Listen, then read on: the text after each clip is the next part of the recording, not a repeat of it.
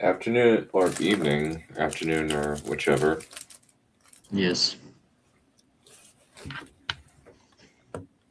It's time to resume Andor season 2. And so far, I'm pretty sure you're liking this more than season 1. Yeah, I would definitely say that I like this a lot more than season one. Forget my snacking. I'm really Yeah, hungry. that's fair.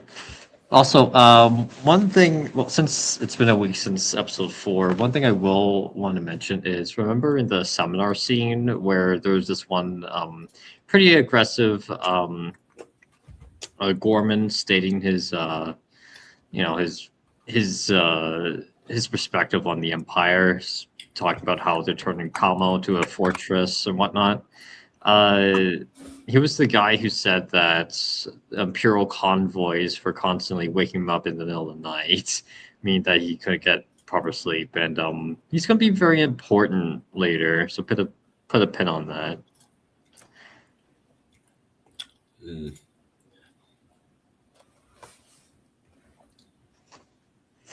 Okay. Hmm. Yeah, it's really fun. Like because with fun thing about Andor is that you don't know whenever like a character is introduced, you don't know how valuable they are going to be later on. And once the payoff initiates, you're like, oh wow, the setup is actually really solid and interesting. Hmm. Oh, yes. Now we're on to probably my favorite episode of this arc. This episode is an absolute banger. I absolutely adore this episode. Hmm. Yep. You want to hop in the thing? The link has been Mm-hmm. dropped. Yep.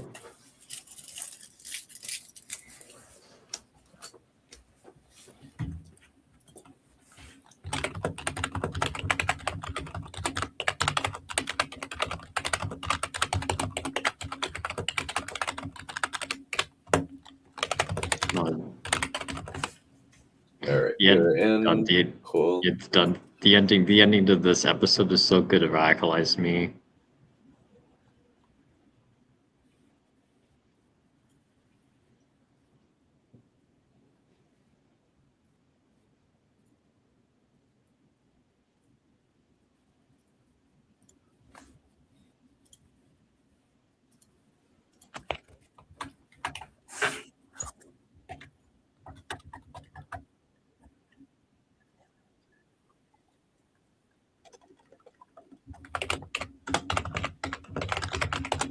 Very different intro than usual.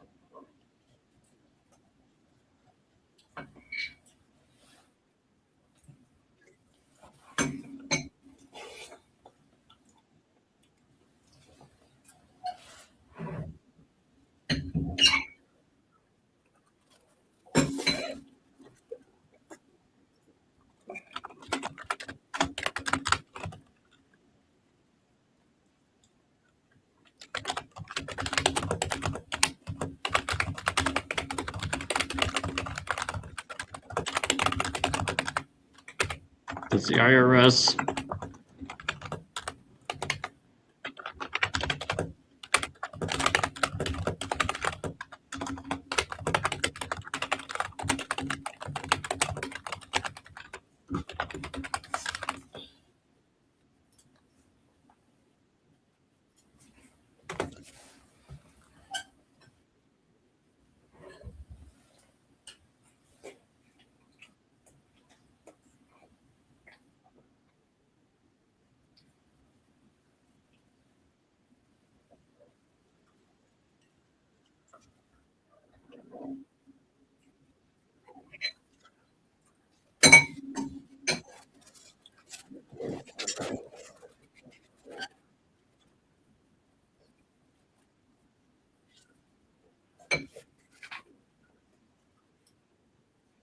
Yeah.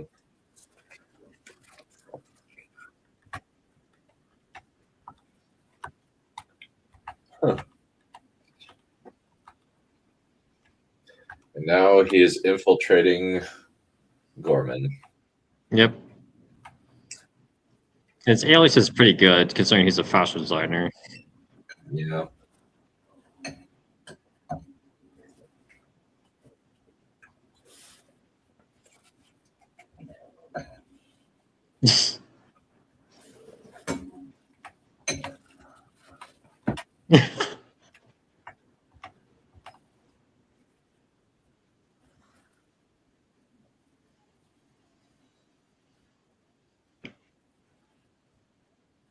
Based.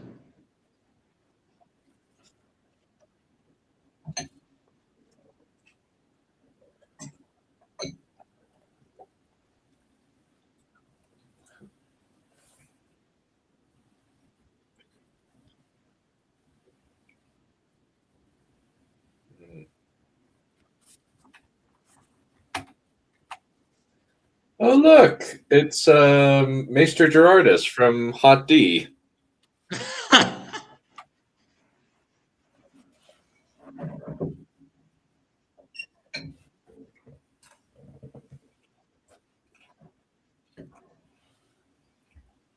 Thankfully, he's in a better second season of television. Yeah.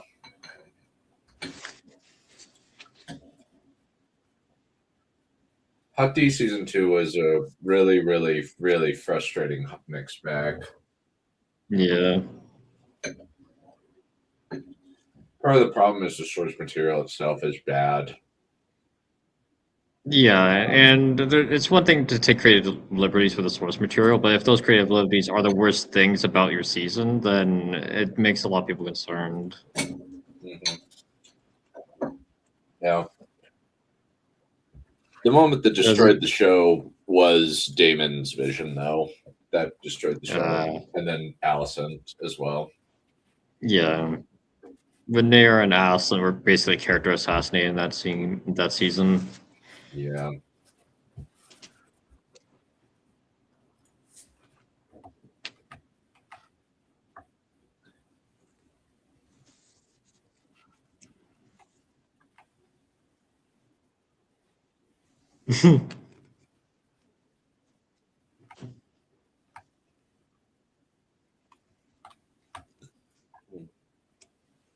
Uh-oh.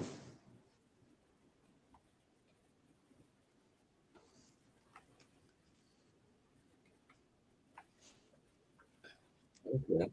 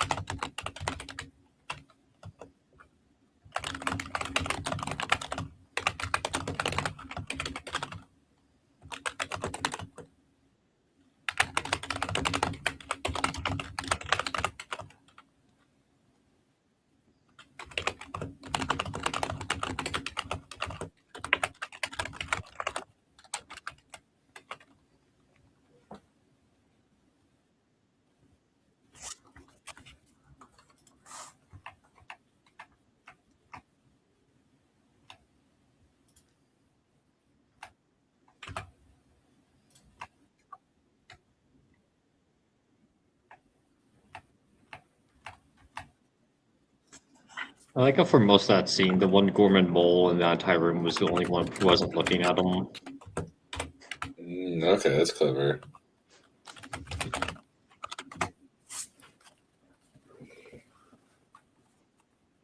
Oh, I really like this scene.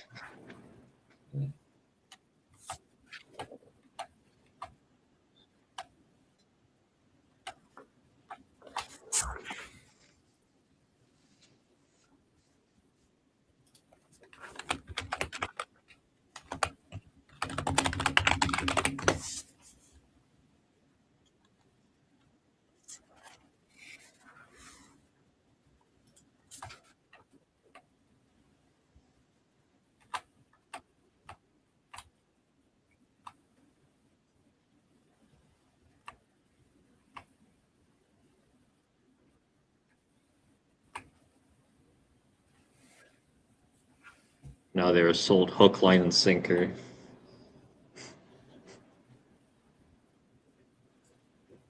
It's really interesting seeing Cyril's actions from a macro perspective because you may think that he would have grievances and bias against the ISV after what happened, but if you actually know who he is, then a very different story will unfold.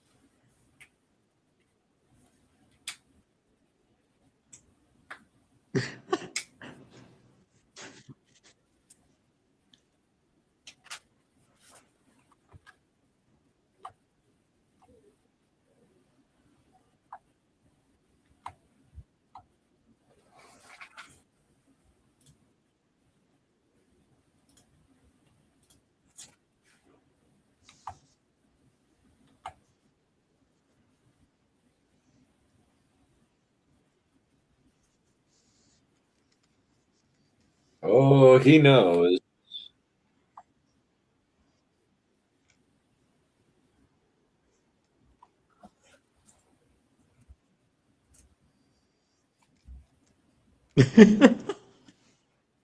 Neither does Cyril.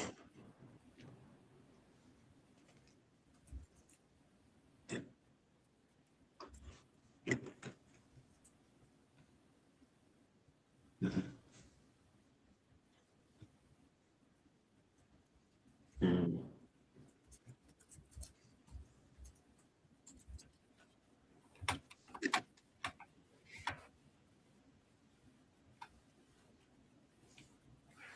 No, it's not.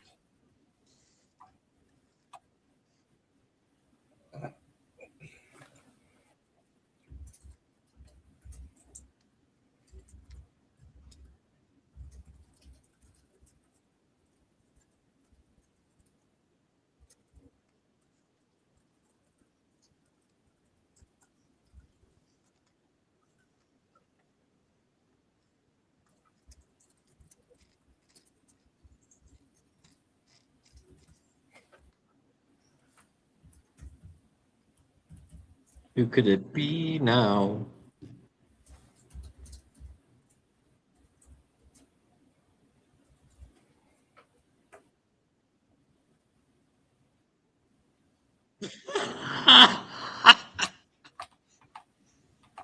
He's fine. Like how Luther is just a gravity of bad news. She just assumed something bad was about to happen. She was about to say something she wouldn't like.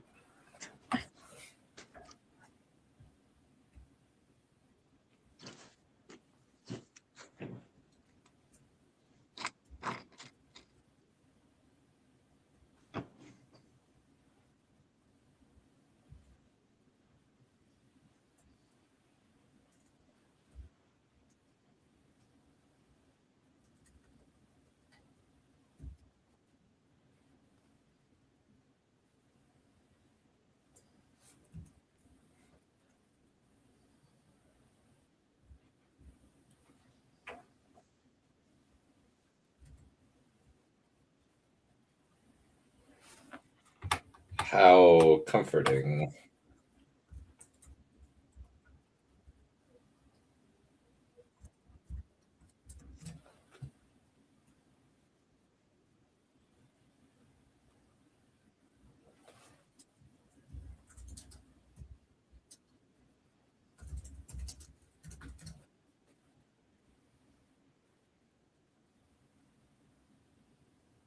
Uh-oh.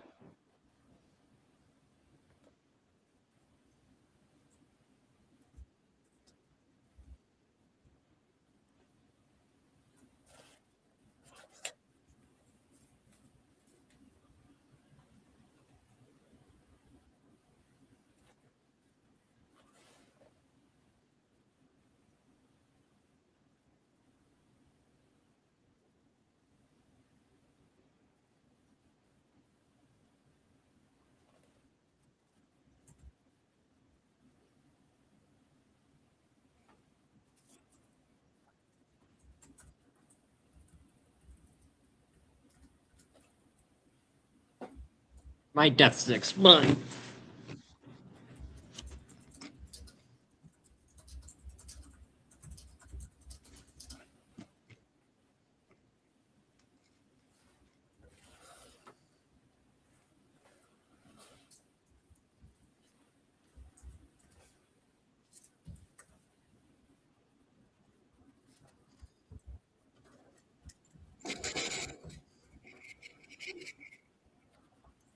I got that scene demonstrate that Luthen is how good Luthen is at manipulating people, because it seems like he's saying this because he generally cares about Bix. Bix is catching on the fact that no, you just need me like healthy so that way I can be a better asset for you.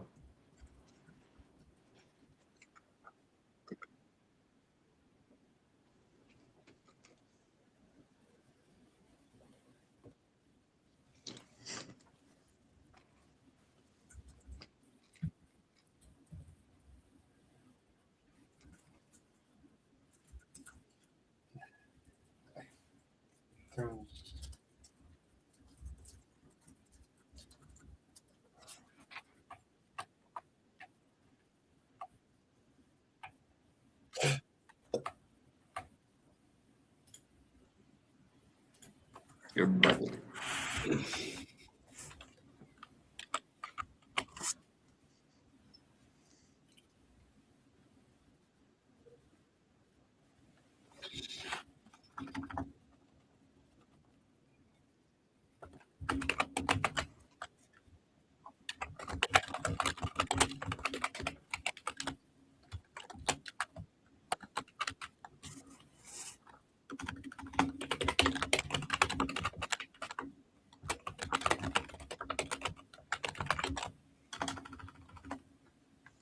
I don't want any more scary questions about my pet.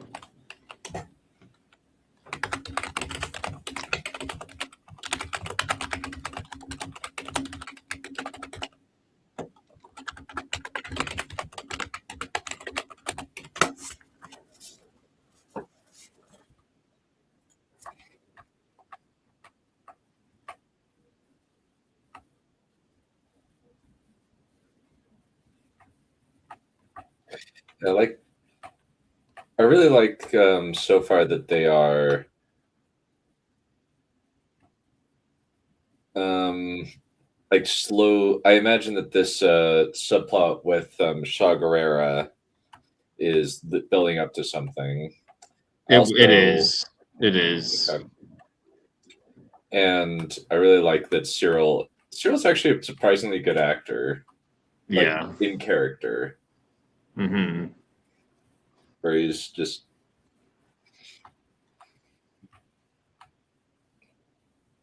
Which is another interesting parallel between him and Cassian. Both of them are functioning as spies on the ground field.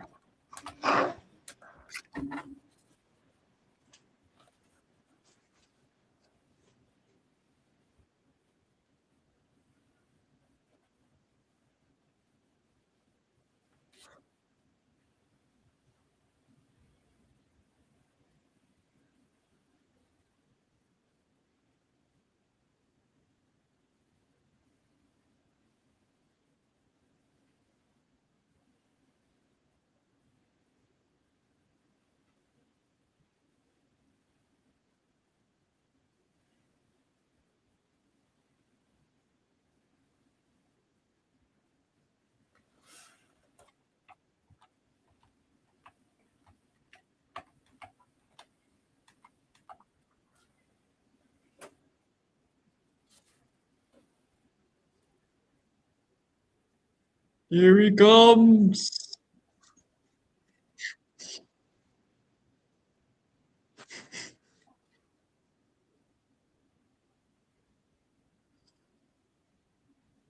Like whenever Cassian gets into a character, even his walking strut is different.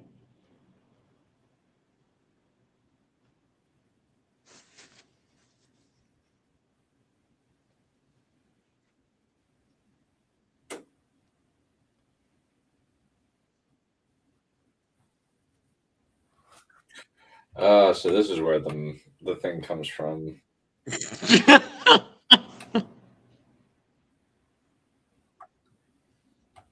No, I don't think so.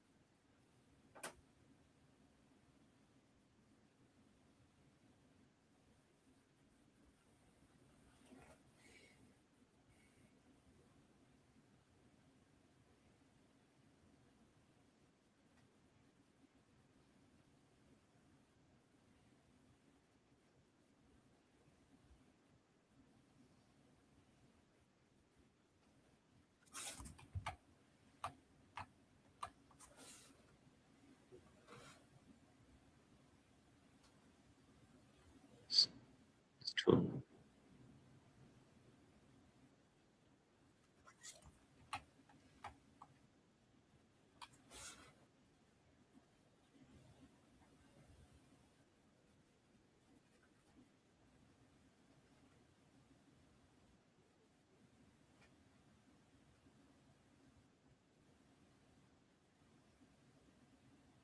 Hmm.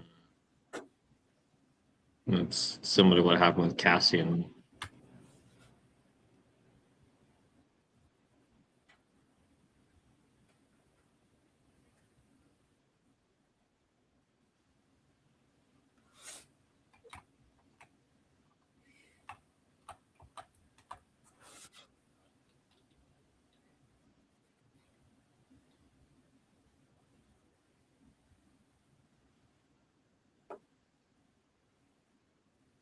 Also, like how he was playing around with his ring finger in a similar fashion that Luthen does.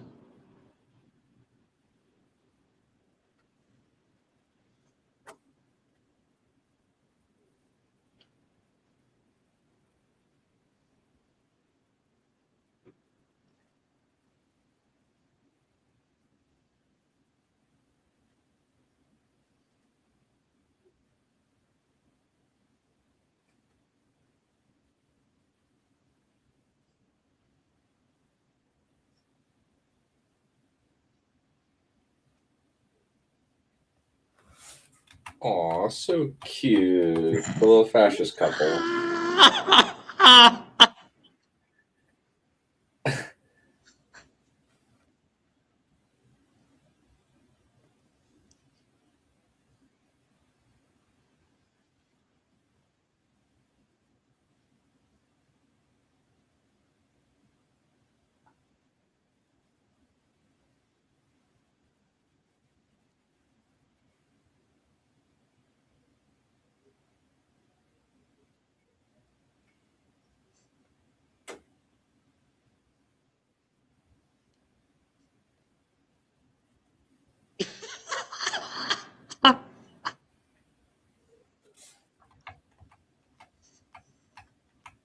The fascist couple's about to have some fascist sex.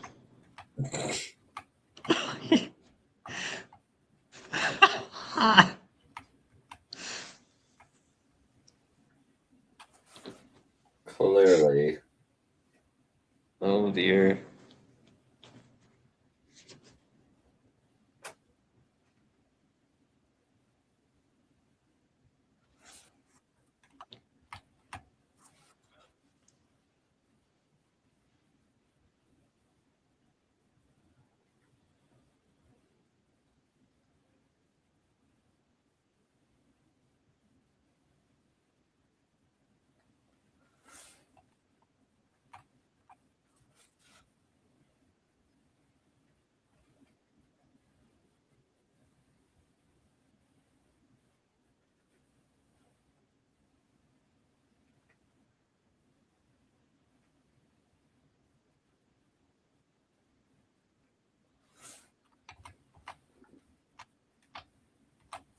No, not so much.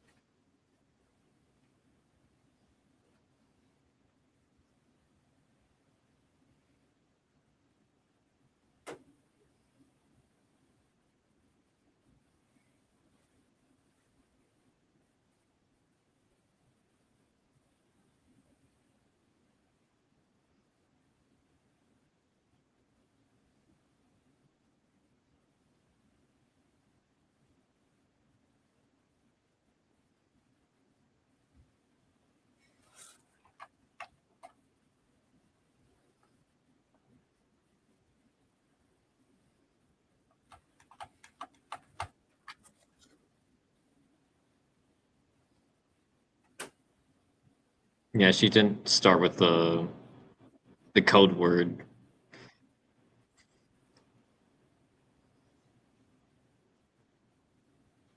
I have friends everywhere code word.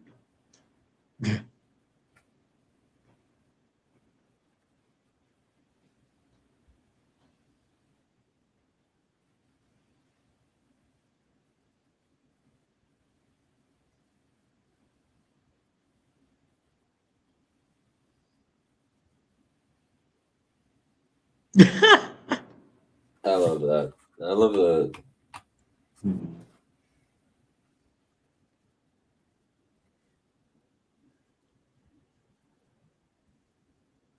Golden spider. I like how for a brief second we saw that through Edie's POV. It was kind of dim, a little difficult to see. Oh no.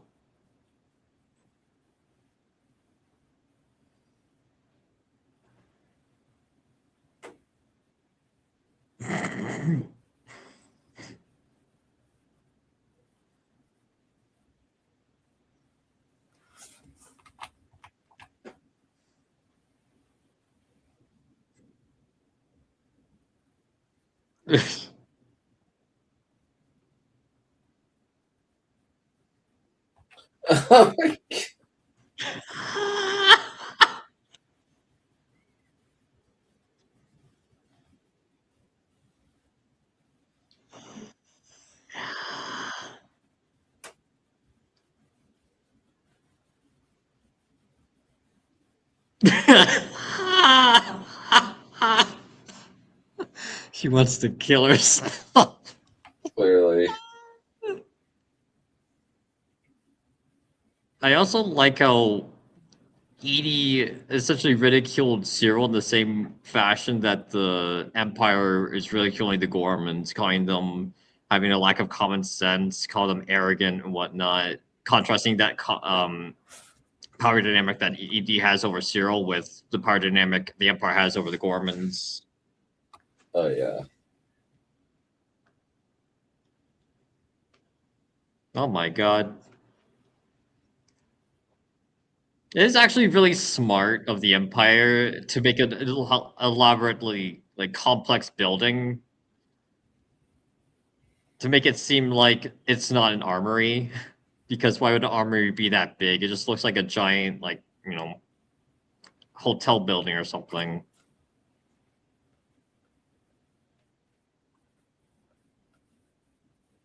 Also, we see I move it in.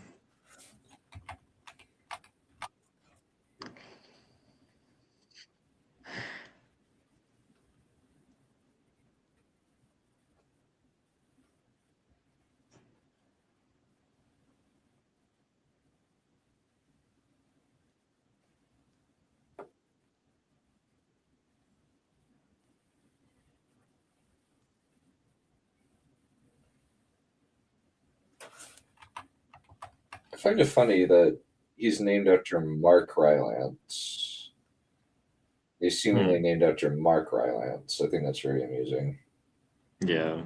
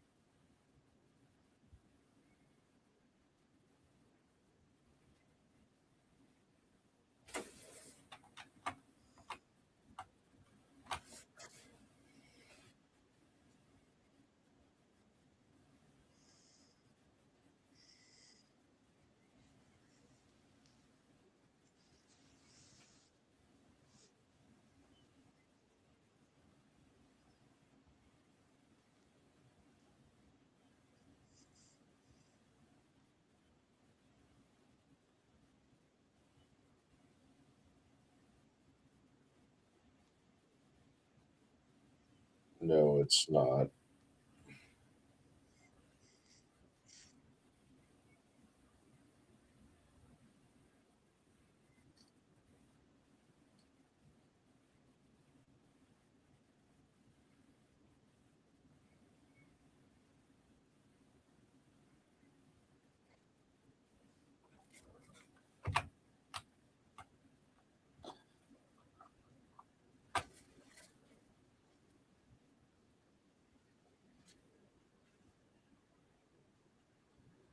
Mm, I like the symbolism there.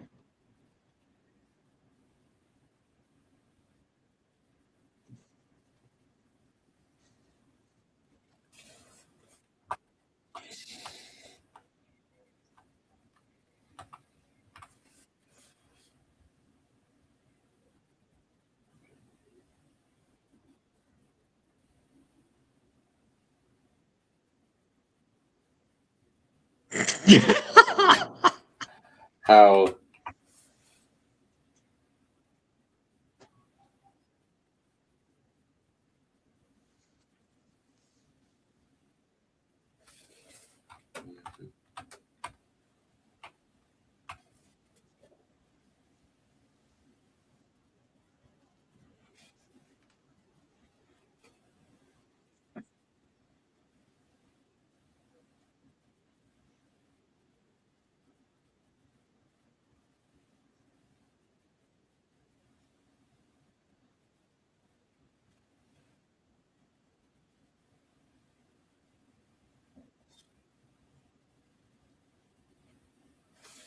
Michael Cyril just looks like a complete oddball in this room.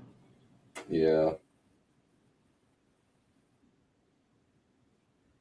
Like he doesn't really belong here.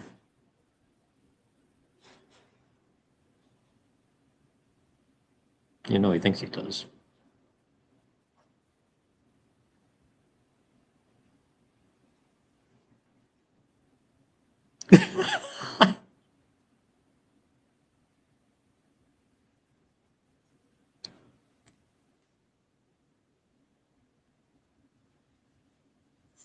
I also liked how earlier where we saw like a zoom in on that spider, pretty much symbolic of the Gormans being trapped by the Empire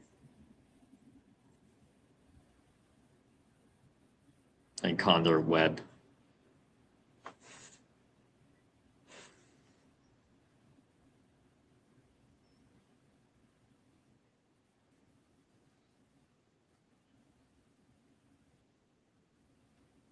The boy.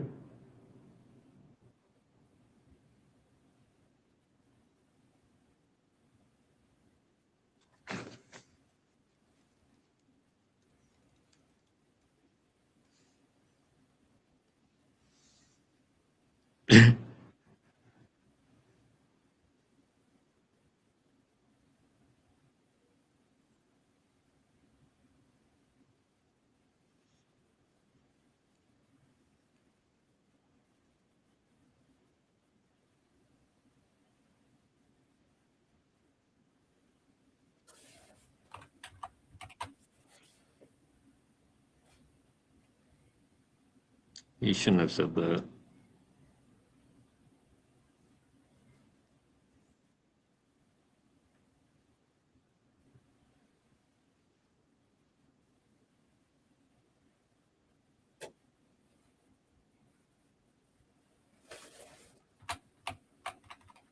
Okay.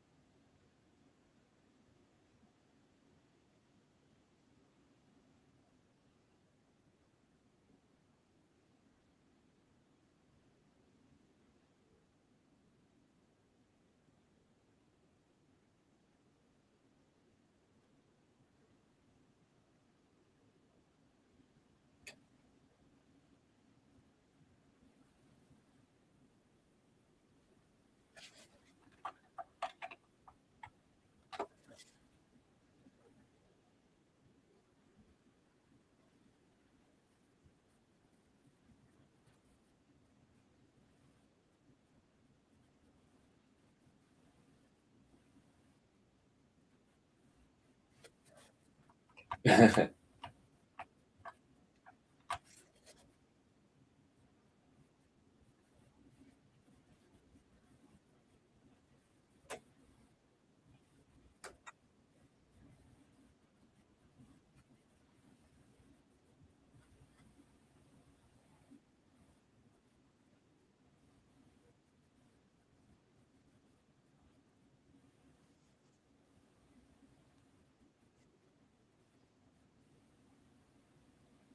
that's a good question. Are they me? Hmm. Oh dear. No, I don't think Luthen's in Utah.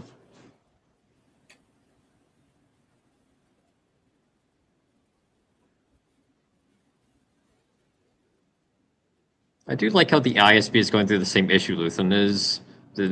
They can't intake all the information they're receiving. There's too much. Yeah.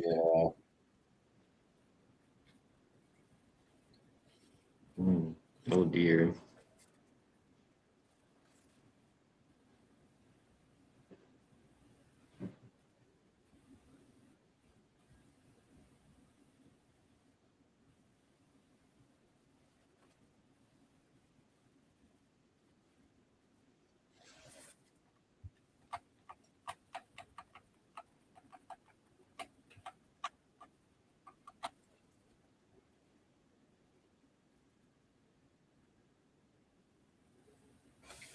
And he's dead.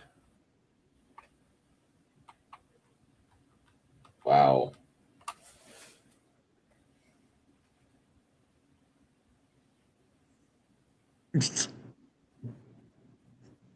He pulled that out of his own sleeve.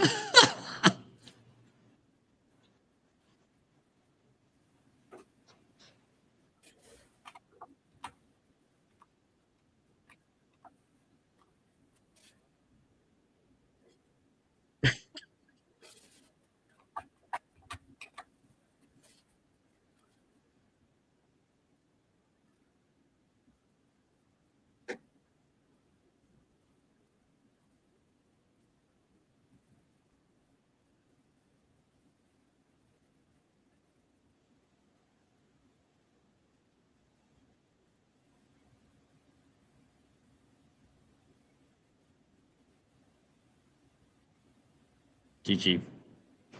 Indeed.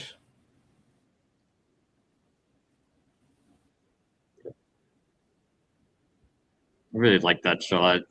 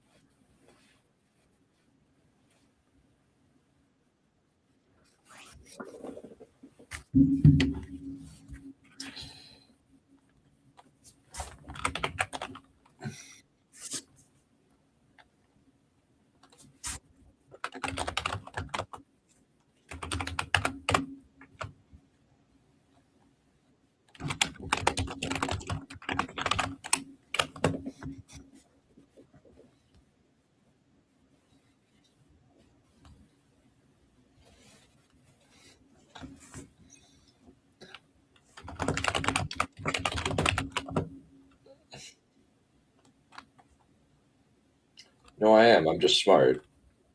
Hmm. He Oh, sees yeah. too much of he sees too much of Ferrex and Gorman, and considering what happened to Ferrex, he doesn't want that to happen again.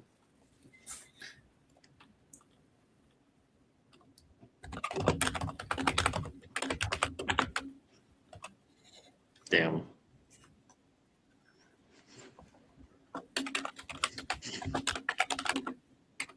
This also means they're going to double down on everything Cyril is telling them to.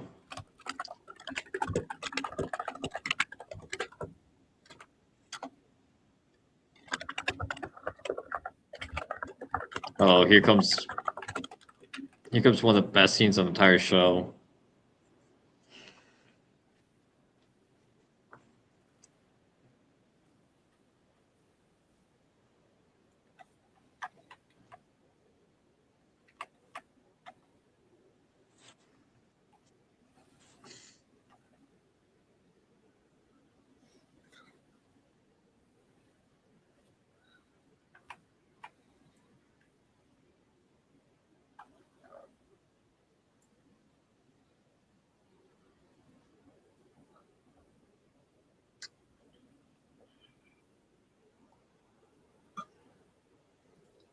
It's interesting that they're actually bringing Clone Wars into Yeah. this.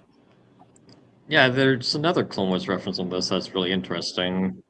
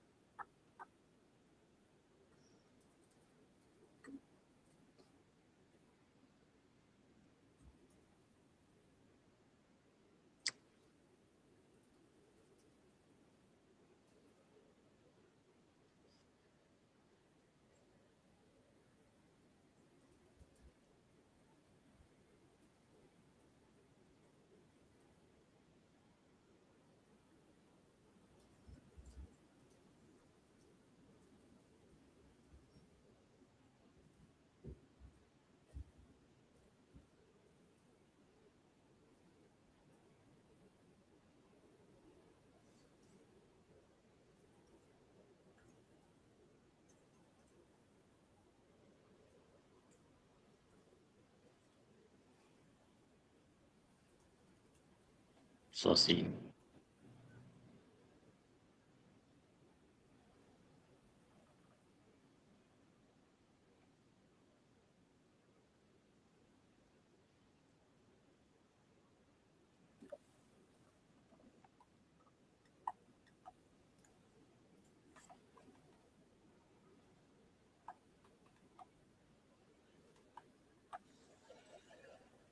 Yeah.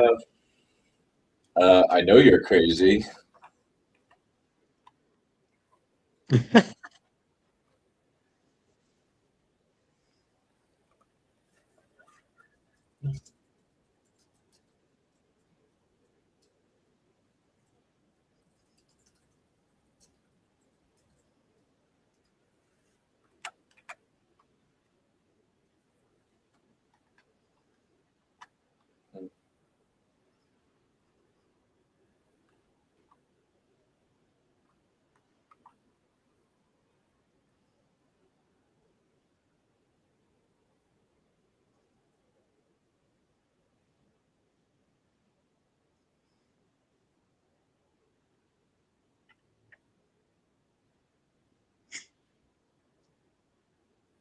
What is going on? So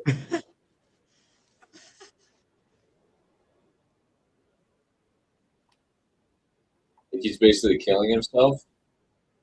No, he's experiencing an immense amount of pain right now.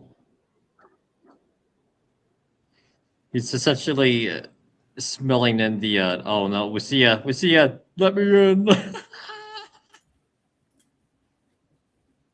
Finally. Sorry, I just was not Fucking looking at. finally.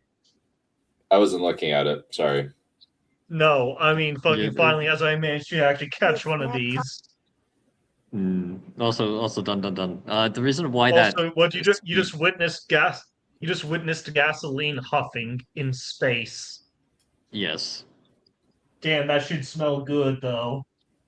But yeah, If like not, Saw specifically said that like it burns your insides if you smell it. That's like the sensation it produces. But that amount of pain to him is equal to the amount of I'm into emotional your pain topic. that he felt after losing his sister. That's why he resonates with it. It demonstrates that he's ultimately motivated by pain. That's the thing that drives him.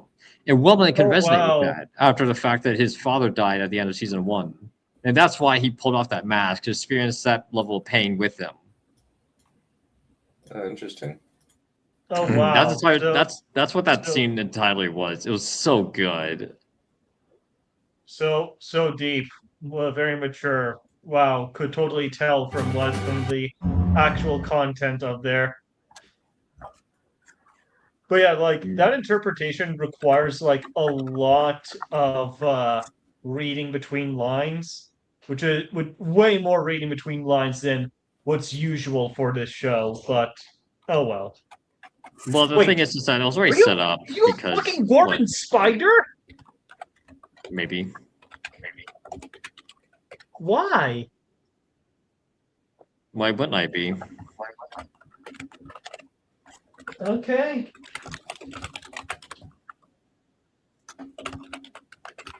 My computer's badgering me to upgrade to Windows 11 now.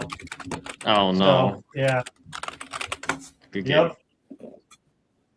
GG The indeed. Overlords of One. Yep. I mean, Microsoft 10 doesn't. Windows 10 doesn't have support anymore. So you either switch Yeah, or and you run eventually Windows. Steam is not going to be compatible with Windows 10 anymore. You know that's going to happen. I'm sorry. What? What do you mean? What do you think? I mean, like they removed support for previous versions. Microsoft removed support for previous versions No, of Steam. I'm Windows. talking about Steam. No, I'm talking about Steam. But why? Well, I think a lot of it boils down to the fact that they don't really want to keep up that infrastructure to allow games to be compatible with older infrastructure since less people are using them, which annoys the few that do. That's kind of fucking bullshit. It is. Well, I guess that's the first bell tolls for Steam. Mm.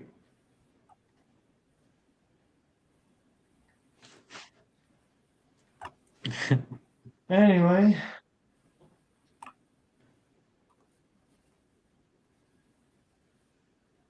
Yeah, I just hate Microsoft now. I've Are always said you guys watching it in this stream or in no. We're or like another? like you have to click the other link. I don't think. Wait. Oh yeah, done. I don't think you can see the other link. Yeah, the other link is not here. Hold on. That should work. Okay.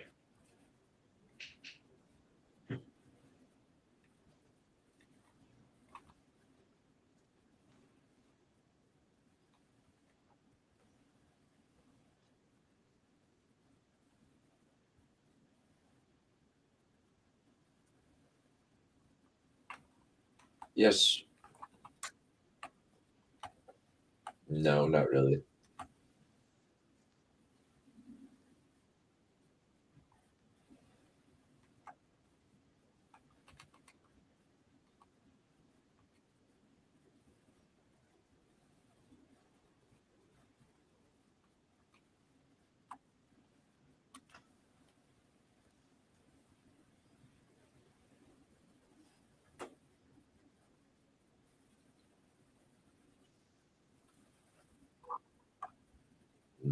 Cassian, we have to sacrifice every last one of those damn Frenchies for the rebellion. I fucking love this depiction over here of the Rebel Alliance being like like this is just completely morally bankrupt what Luthen is doing over here. Well, But it's not the Rebel but Alliance; it's a Rebel Cell network, I like mean, he Luthen's is network. basically, That's pretty much a biting as far as agent I'm for many of the concerned, Rebel he cells. is as far as yeah, as far as I'm concerned, he is the Rebel Alliance. Like he is the guy running the show. Nobody else can do what he does, Yeah, and before nobody the else is official as one. good at it as he is. Mhm. I also like how they're using code words again.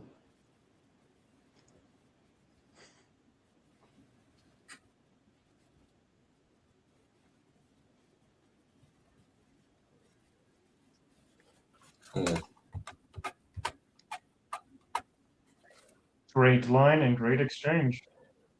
Yes.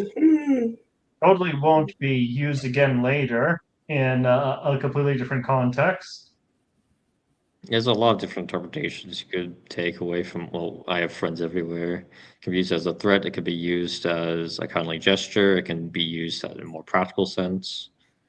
Mhm.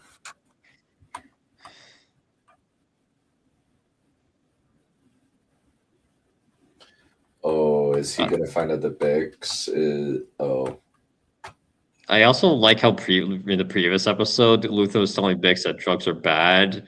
Meanwhile, Saw's like, drugs are awesome, kid. Smoke them all, boy. Smoke them all. smoke him Fuck like it you in. made it. Let the rhino run wild. Let the rhino flow.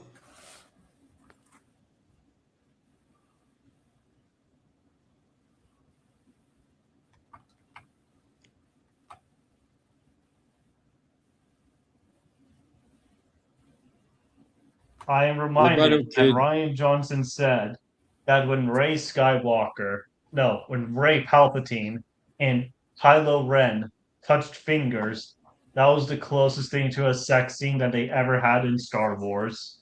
Sussy. At least I am pretty sure it was Ryan Johnson. It does sound Sounds like stupid enough to have came out of his mouth, though. It sounds like a Leslie Headland quote. No, it was actually Ryan Johnson who said that. I see. Holy shit. He is actually that stupid.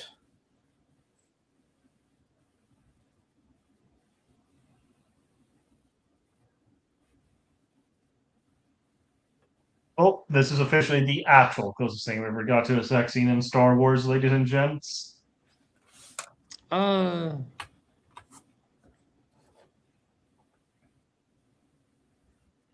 Would you like to object, Raptor? I think a scene in last episode would be closer than this. No. Between Cyril and Deidre, when Deidre says they'll turn off the lights. Yeah, we're talking about levels of explicitity, I guess. Well, it was heavily implied that they're about to do something. Do A lot more than any other obviously. scene. At least in this scene, they're not actually going to have sex. Yeah, play the horizontal hokey pokey. Oh dear.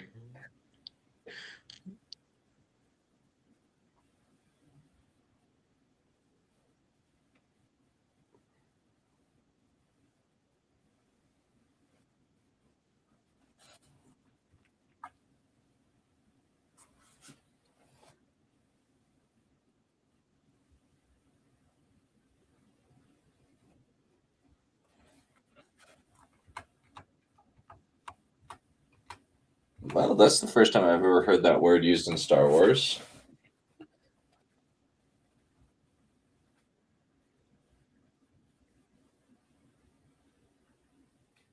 She is clearly high as a kite right now.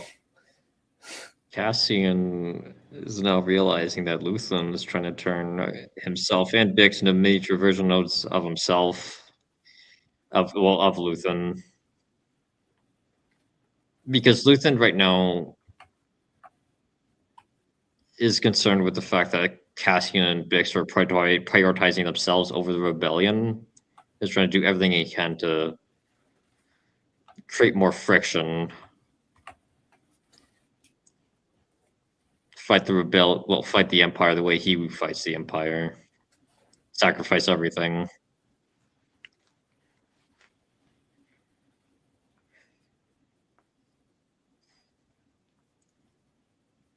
I actually like that line. 3 years of insincerity. Very, very average bureaucratic behavior.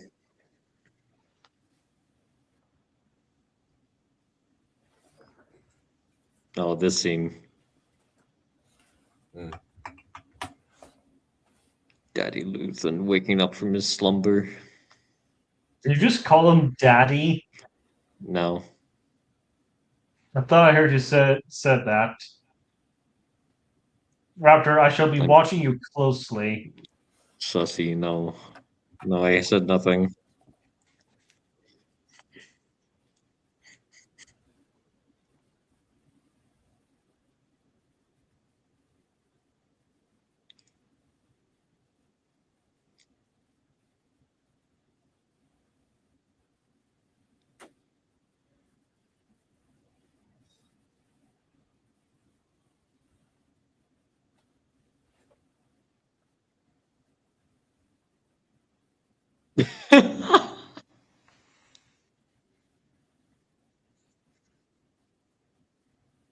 Based.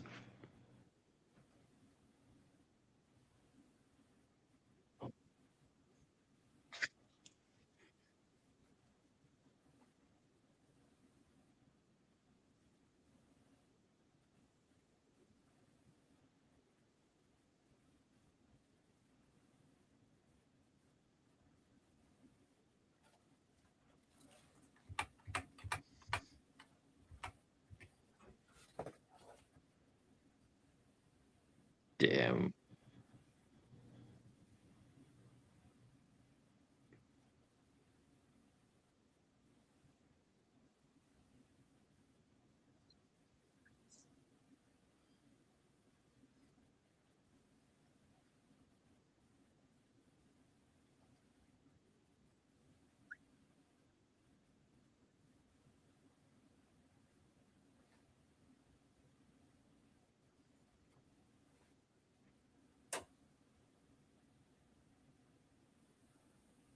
Family or take me in.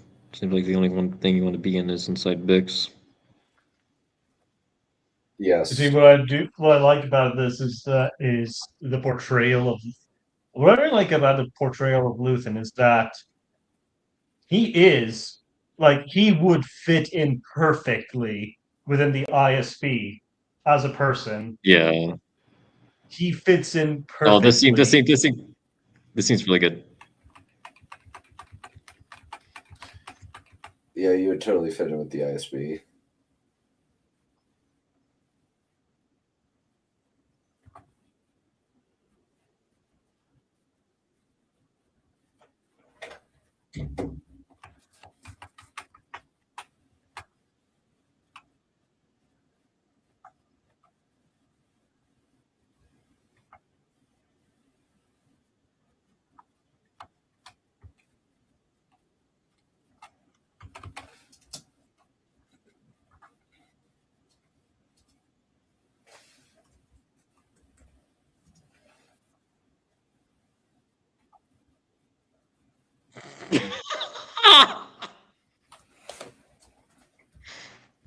It's probably the best two-word sentence Break I've your ever heard in my life. enthusiasm.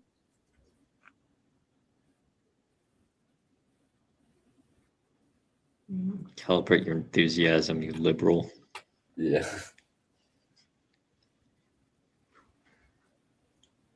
Lonnie is having a plan. Little.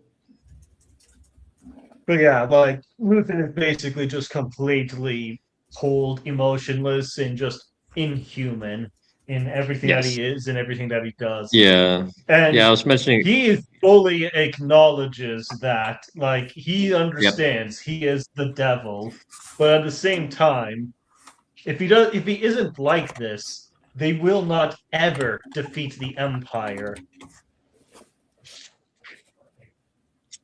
Yeah, I mentioned it done earlier, the perils between Luthen's network and the ISB, regarding like their intake process being too overwhelming for them. They only care about results and whatnot. Very interesting stuff. The child.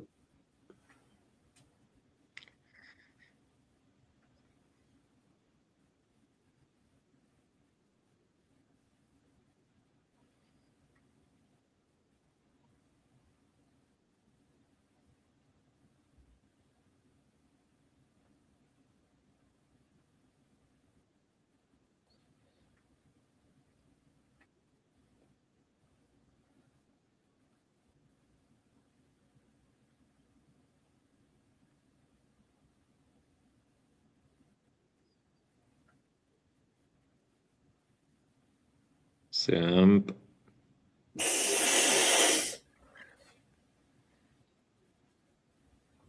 Simp.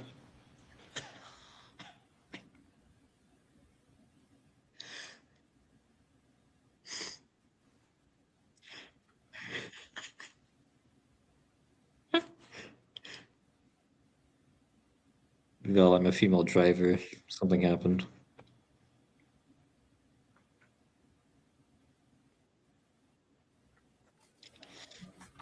I think it's really funny that a lot of people interpret this as her having an accident when she was at the little taxi driver for Tacoma. And she accidentally crashed the ship, which incidentally killed Tacoma, but not her. Which I That's don't believe is what pretty happened, but it's really funny. Like she was about to kill him one way, then accidentally did so.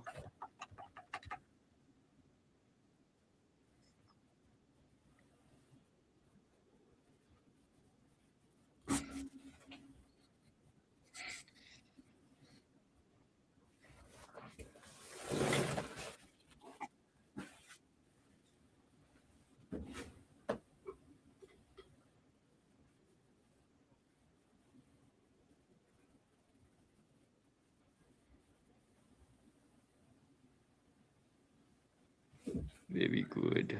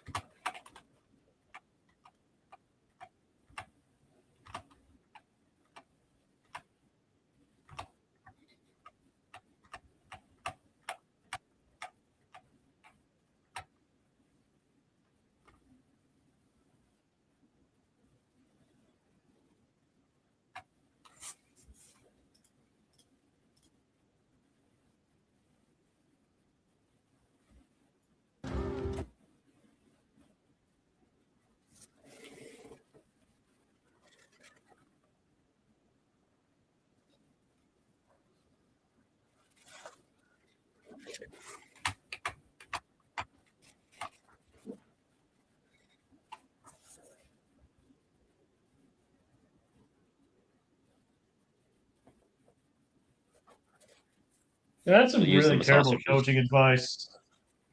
Don't talk, don't think, just do as you're told. I think she's trying to instill a level of discipline that's something that Luthen is suspecting with people like Vel and Cinta.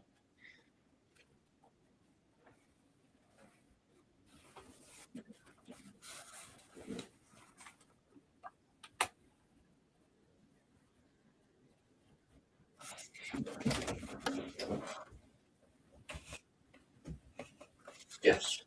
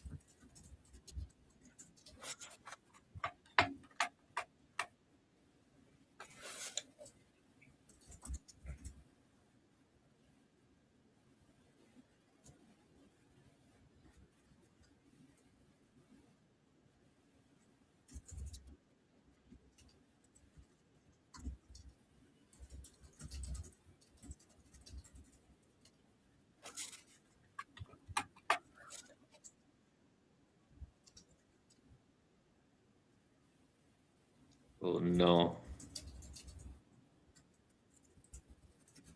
It's time for another dose of those death sticks. You want to buy some death sticks? You don't want to sell me death sticks. I don't want to sell you death sticks. It is You want to go back time. home and rethink your life. I want to go home and rethink my life.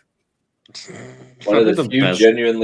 one of the few actually funny moments in the intentionally funny moments in the prequels that actually works. Most of the Yeah. other moments in the prequels that are intended to be funny kind of suck. That's fair.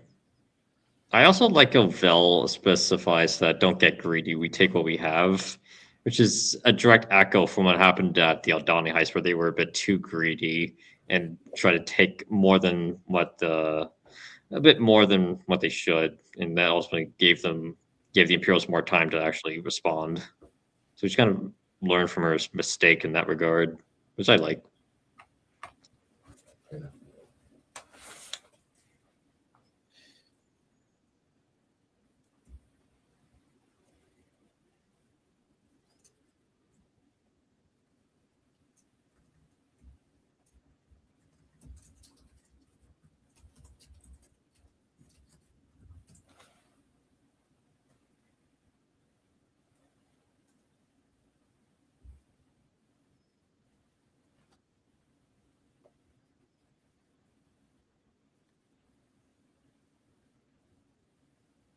I have a feeling she's going to crash the car.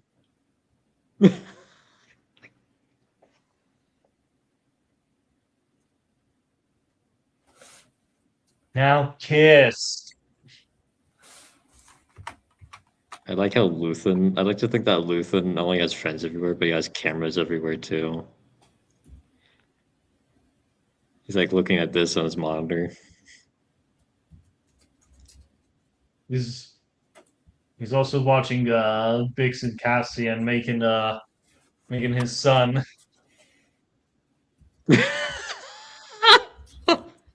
He was watching I that. like how that. I like how that sentence applies on like, oh, they're making Luthen's son. They've It got to was a make a very son butchered from and Luthen. tortured sentence. It's like he watched Cassian and Bix make Cassian's little boy. Yeah, Cassie's like, we needed to make a child for Luthen Bix. Our whole thing depends on me boning you. Yeah, Luthen's orders Bix. We have to have sex. Though it all rests on it all rests on this. We must bone. It's critical for the mission. Yeah, it's for the Yeah, but cause, is what Luthen said. oh my god, you got to hear. So literally, one of the villains in Jujutsu Kaisen literally Uh-huh. took back shots as part of its master plan. Back shots, AO. Yes, Sussy. Mm. Oh, you're like this. but Well, it's he more. could only forcibly possess a woman and then force her to deal with that shit. So yeah. Mhm. Peace and bounty.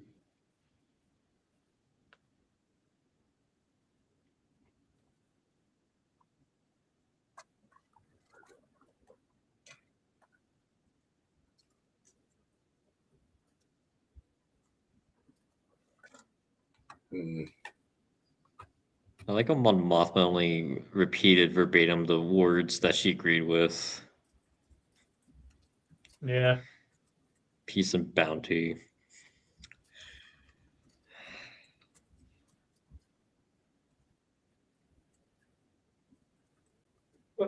Guys, I Oh, look burger. this up there, but I get the feeling that she doesn't like the Empire.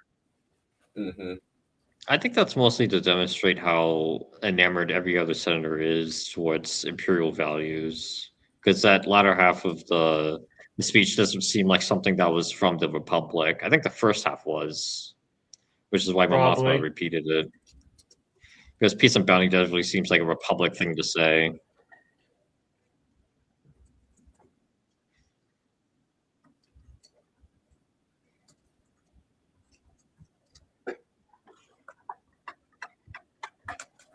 Glorious.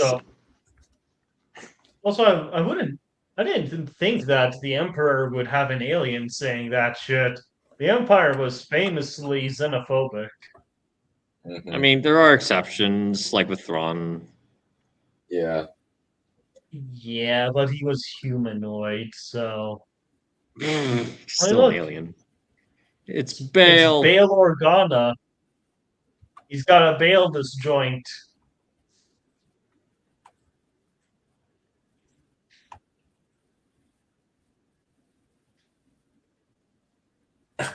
He's like, they're like, I hate you.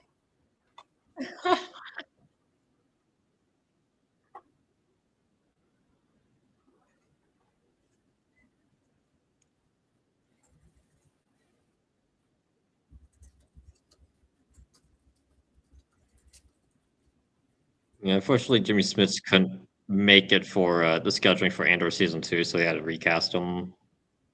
Yep.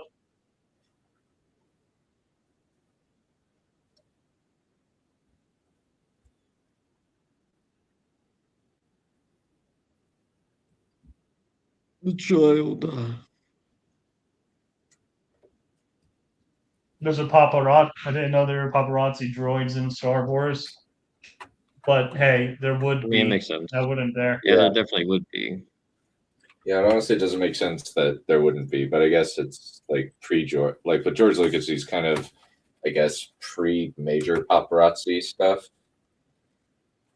Yeah. but I could be wrong.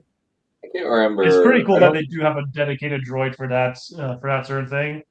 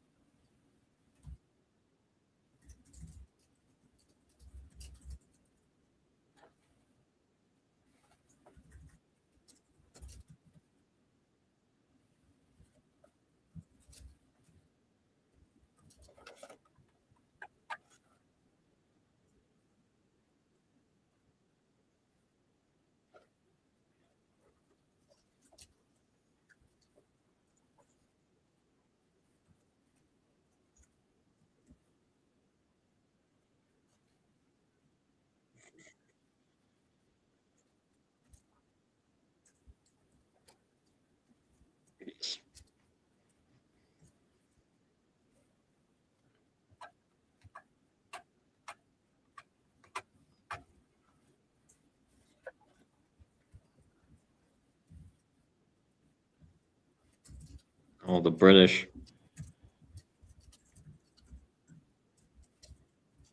British.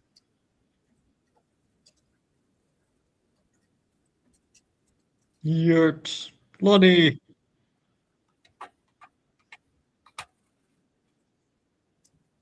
Legret.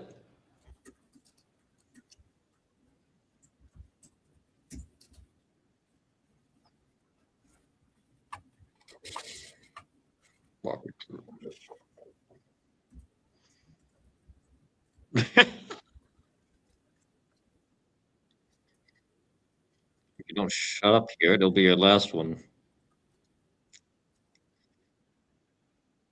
I do like the detail that they have their own specialized like suit in more formal gatherings. It's not the same suit they wear in an ISB every day. Yeah, it's pretty cool. It kind of like, well, the military in real life has the same thing. Yeah. I mean, why wouldn't they have a separate ceremonial uniform? Yeah.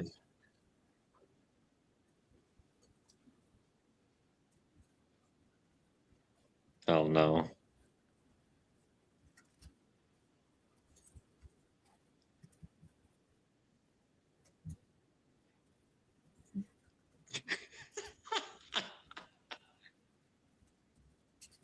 Why are you here?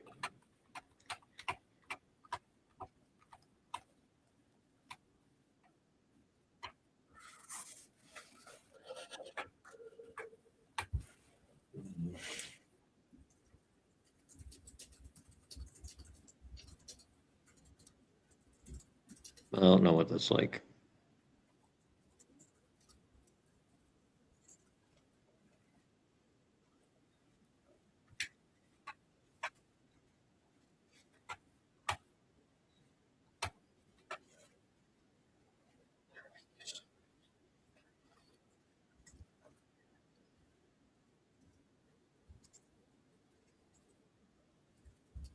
Oh no.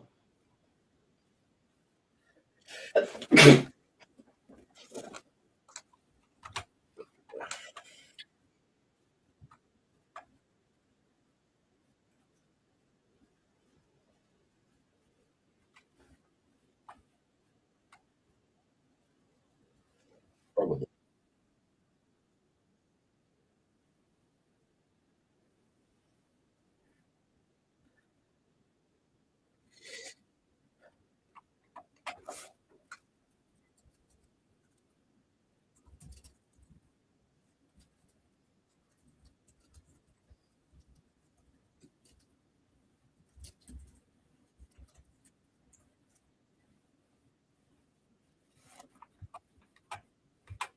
Oh no. Ah, has he gotten more raspy and hoarse since Rogue One, or is it just me? I apologize. What? He's gotten a lot more raspy and Well, the actor's throaty. also gotten a the actor's also gotten a lot older. I haven't I haven't really detected that, but man.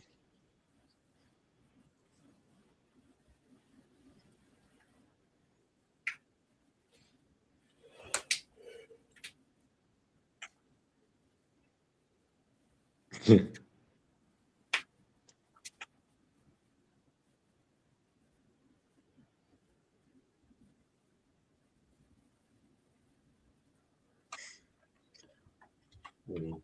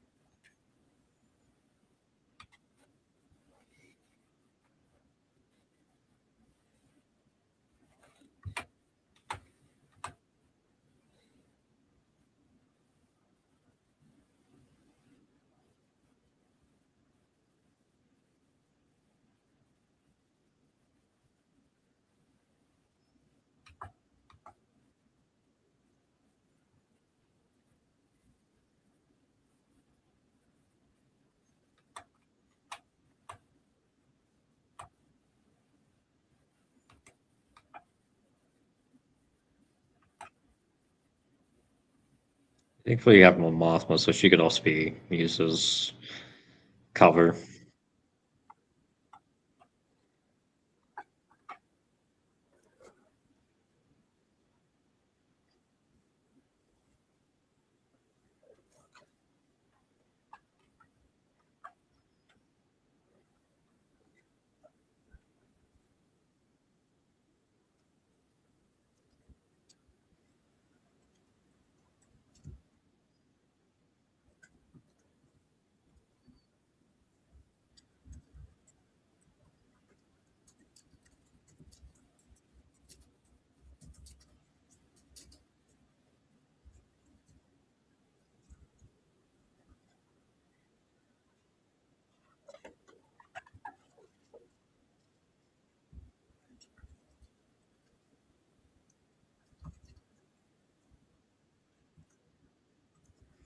You don't want to act. Yeah, do you want to? You don't want to become like another Namek.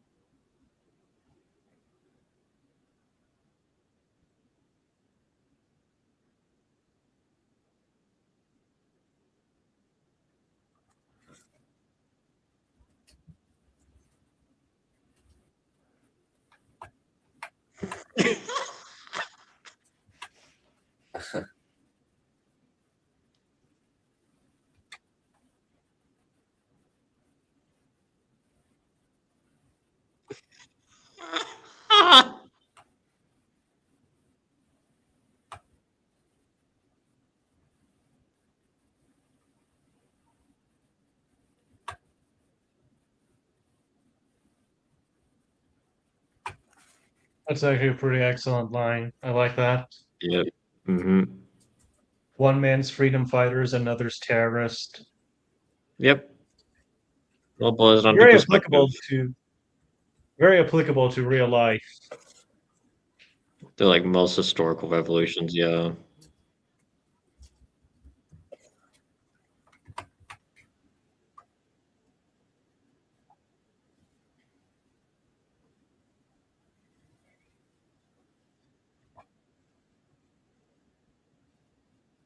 Oh dear.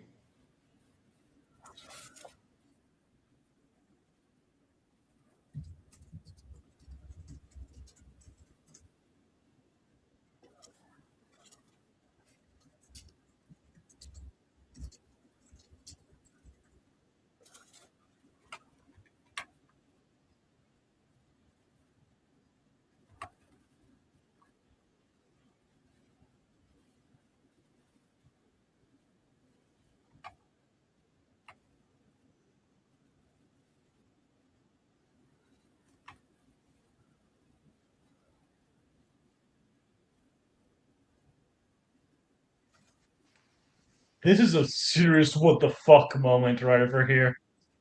Yeah.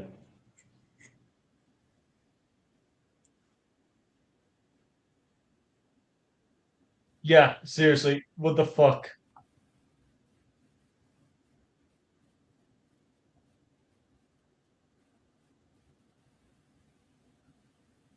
GG.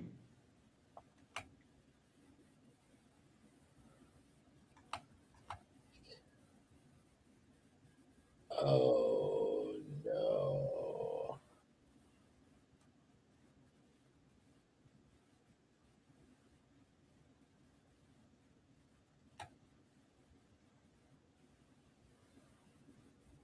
Oh dear.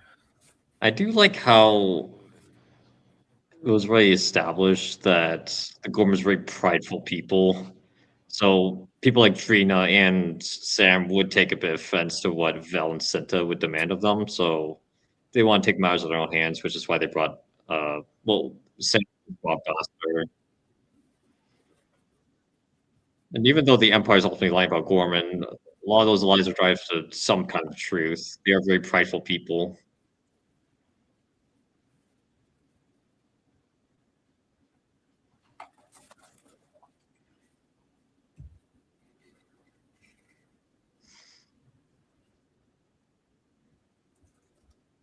GG.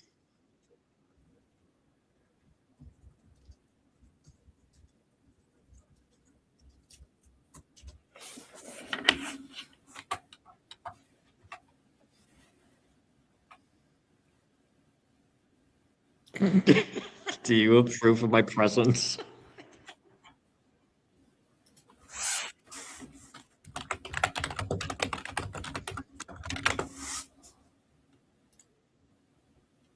Why?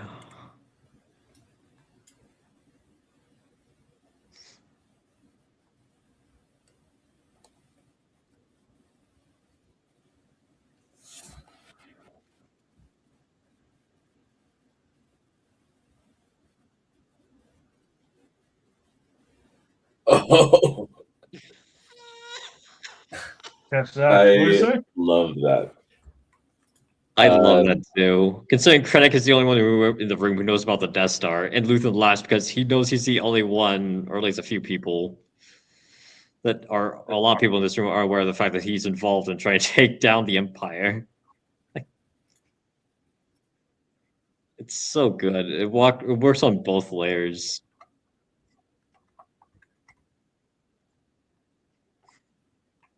Yeah, it just says, "Oh, I think some people could benefit from that." It's a favor Mhm. of yours. It's very special. Why? Yeah, you're It's a playing. book. You're playing the episode It's on from- the thing that's being live streamed. Yeah. Some people Yeah. who'd be right at home.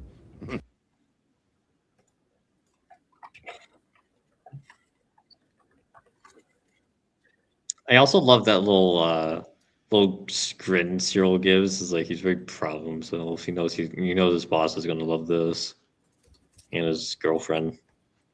Really cool moment. Yeah, Cyril did a good job. Mm-hmm. It was a good little boy for the Empire.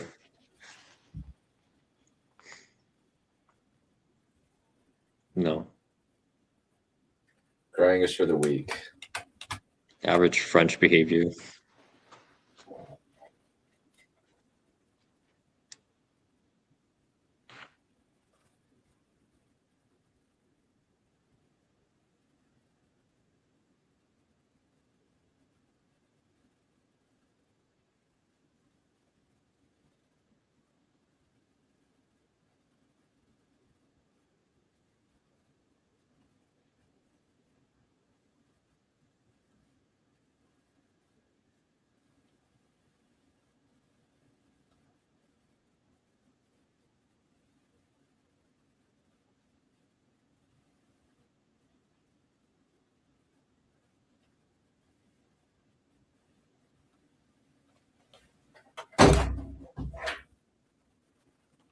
And you're a useless, pathetic piece of crap. Mm-hmm.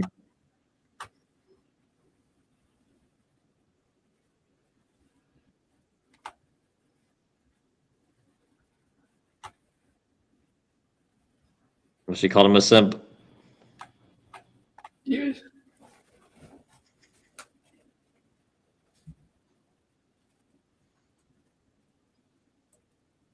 This is on you now. It's like skin. Damn. I do like how if Cassie was put in like Vel's position, he would just kill Sam right then and there. Boy.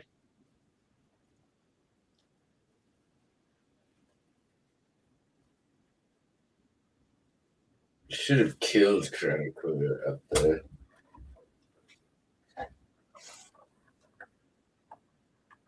Kind of looks a little bit like the Sydney Opera House. A little bit. Looks like a 1-to-1 replica, actually. Just Are like you small trying- differences. Are you The saying building that we're the, seeing. are you saying that the people of Coruscant are from Australia? No, they're not out crazy enough. If Anomaly Inc. and Shad are any indication of the Aussies. That's true. Well, the problem is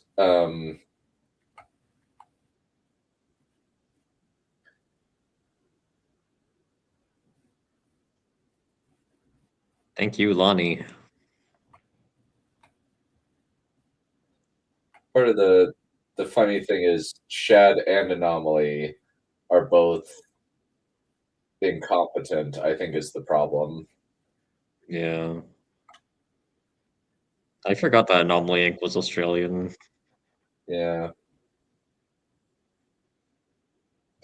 Alright, Payback thanks. time. I forgot Anomaly That's Inc. was a alright. thing.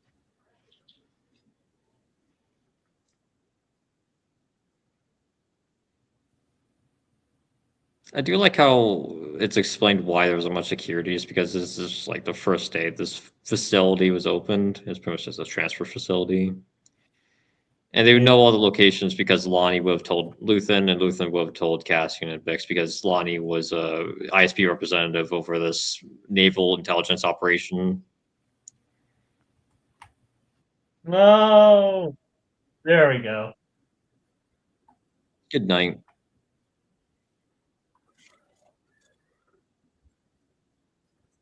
Go to sleep. Raptor. We have to show him the edit. Oh no.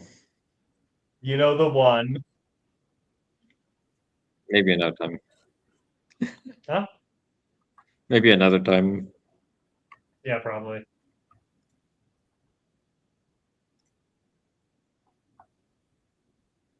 Only weird, that's cool my- guys walk away from explosions. Cool guys never look at explosions. No rules. Thankfully, this episode's pretty short. Yeah. No! We need more.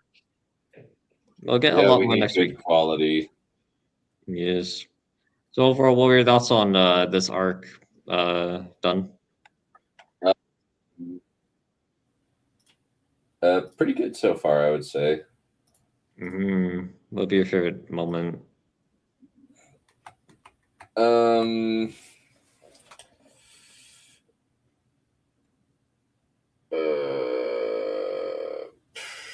I think that I think I just really liked the whole of the last episode. I think that would be like the big thing that I really liked out of this. Like episode 5 or the episode we just watched? The episode we just watched, yeah. Oh, okay. So it's- Yeah, that's fair. Would you say it's like your favorite episode of the entire show? Yeah, I would say so, yeah. Wow. Well, things are about to get better. Cool. Alrighty, let's 1 year later,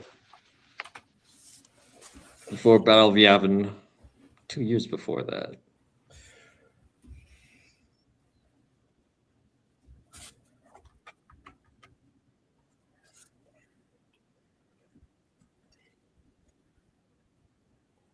Speaking of Yavin,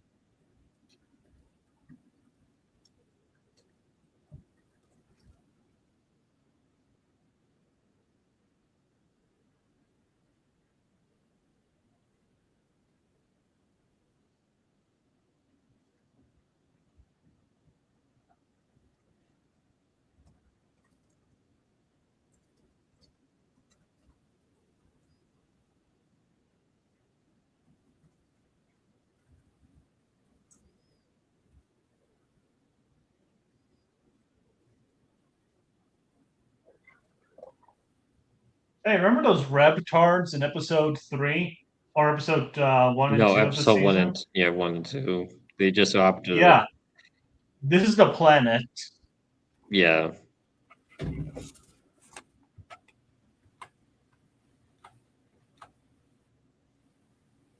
So I guess one of them did make it out alive and probably talk to like Maya Pei, which in turn allowed there to be other discussions going forward, which would be amusing.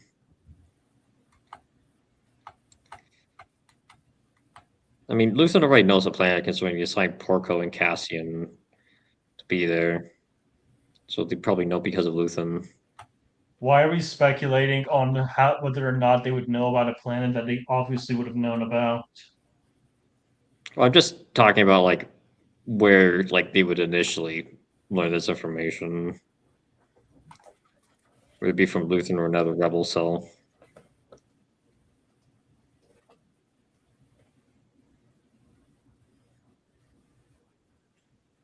Sussy. Well, man.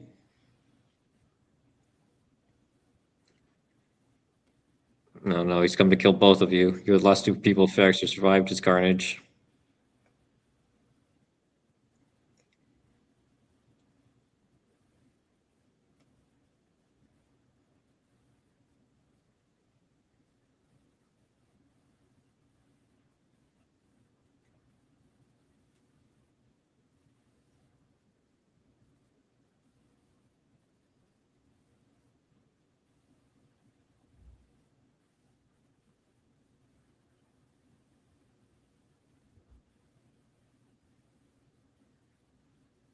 Wait, what?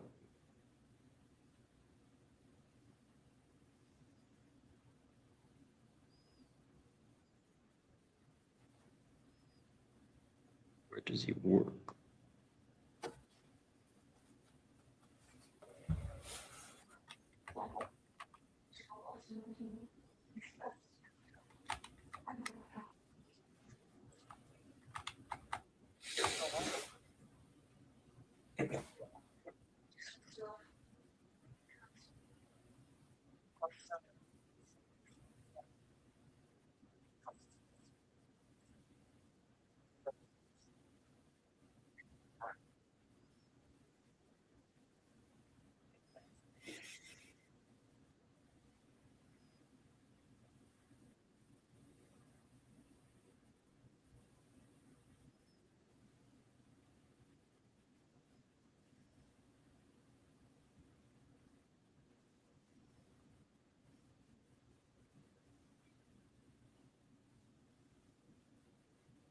I've been drinking Grido with Saul.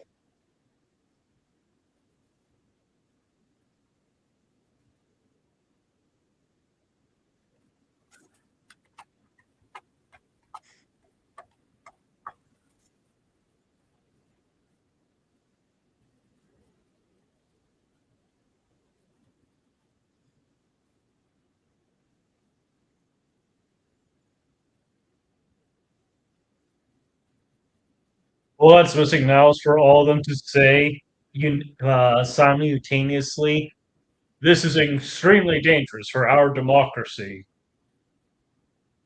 Yeah. Do you remember that? You're hiding weapons of mass destruction. They are enemies. They are extremely dangerous for our democracy. They will destroy our way of life if we don't kill them all. They are a movement of hate, and we must destroy them. They have no place in our nation.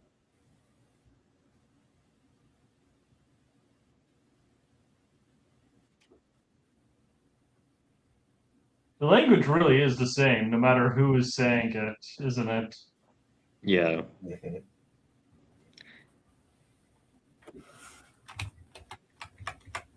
Neutral.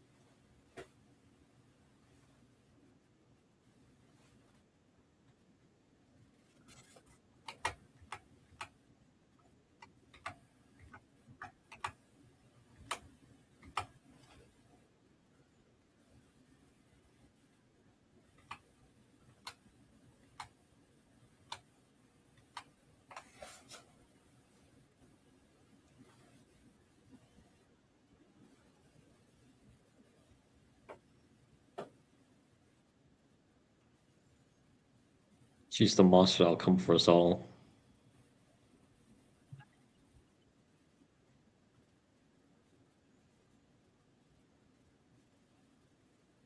Don't spoil. No. No spoil. No spoily. I will I've spoil already it. been spoiled. I don't really care. I don't care. You spoiled everything because you're lame, Done. I didn't care about. I just didn't care about this show. I was not interested in watching Because it you're ever. lame. Because I hate Star Wars. Well, I hate Star Wars too. No, you don't. You just hate Disney. No, I hate Return of the Jedi, except for small portions of it. What do you think of Empire Strikes Back and A New Hope? I like those films, but Okay, so they you are like Star flashes in the Wars. pan.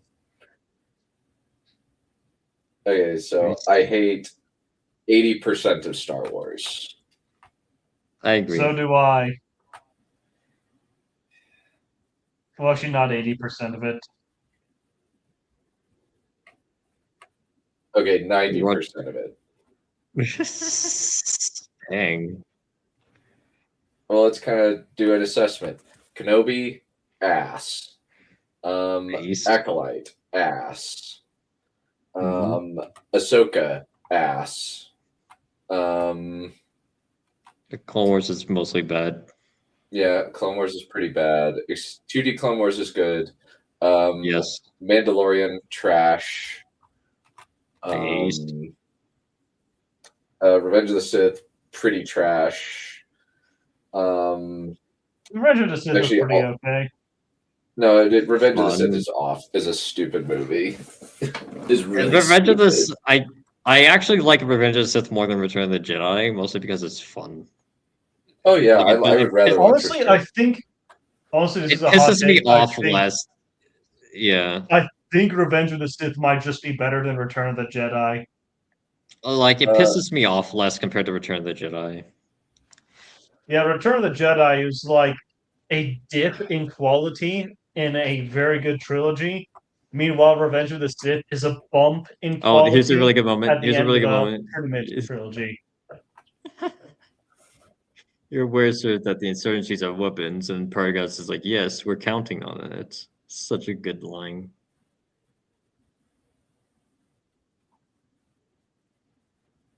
False flag operation, let's go!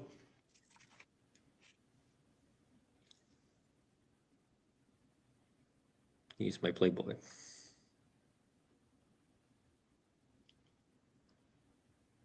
Saucy.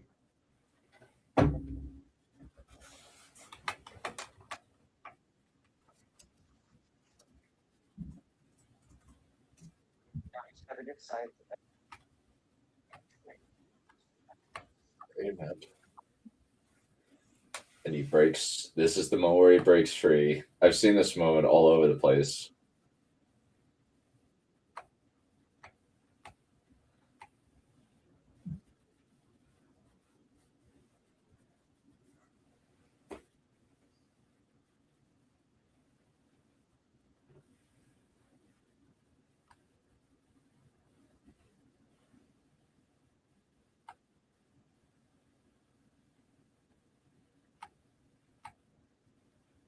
No kiss. I love that he asked that question. And Yeah. I just love how mechanical and cold that was. Like Yeah. she doesn't really know how to handle it. She's just doing it because it's a tactic she knows she can use to manipulate him. Yeah, no, this is how, like, I'm feeding into your biological wants, Cyril. This Yeah. will definitely work. And like, oh, it didn't. Yeah, it definitely doesn't work. Like you can't keep him down forever. Gamers rise up.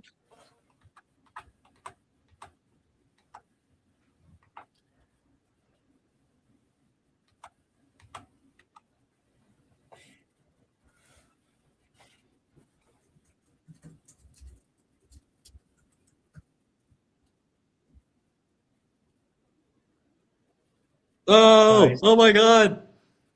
Mm.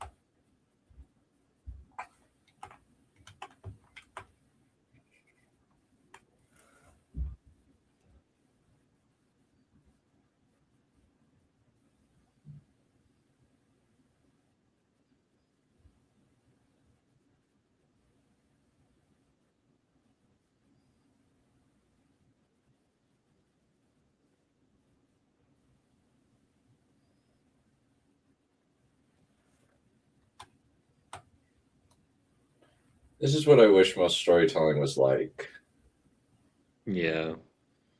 Where there's a level like, yeah, they're gassing up the female characters, which is an unfortunate, like, it's kind of annoying that really bad media, at least is like Wheel of Prime and what's it, and Rings of Power have really frustrated me with all this. Yeah. But this actually here Listen, makes I don't. sense. Yeah, instead here they feel like actual characters without there being an overarching agenda behind it. And they're allowed to Yeah. have their own distinct individuality. Oh, it's the bellhop guy.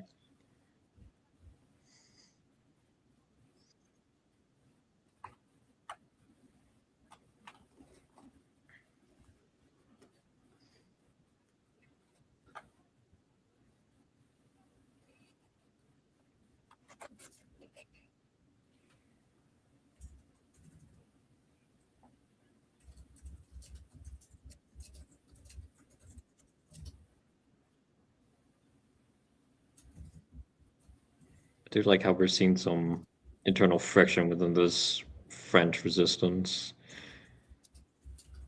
Yeah, like the classical thinking against the more younger, extreme way of thinking.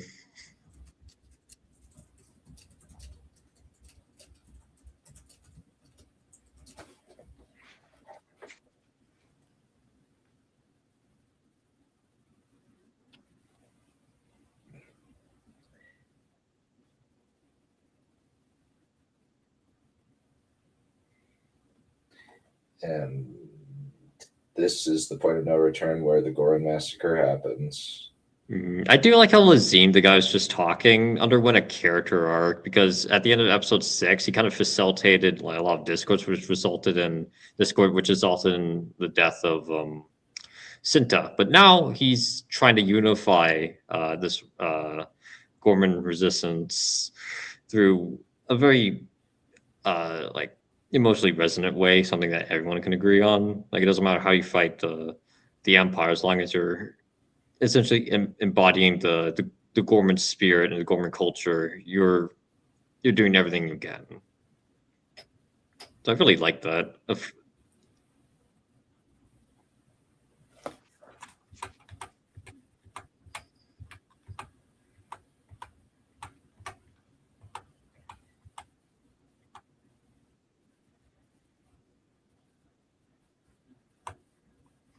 G-hated force healers.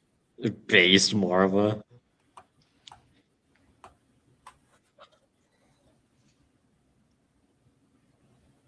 Marva was hyper based.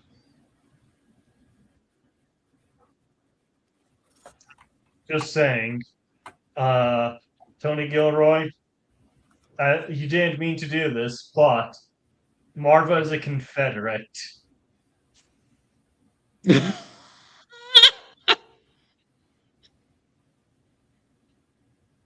She's a Dixie, unfortunately. Oh dear. You made her a Dixie. I don't think How you dare knew you. that or even intended for that, but that is how she reads. How dare you insinuate that, Lucia? How dare you? Look, actually, hold on. I was about to ask, would you rather take a Confederate Dixie or a literal Nazi? And I'm like, wait a second. No, I actually do have to think about that. And yeah, this is a really important thing, Lucia. We should stop. Yeah.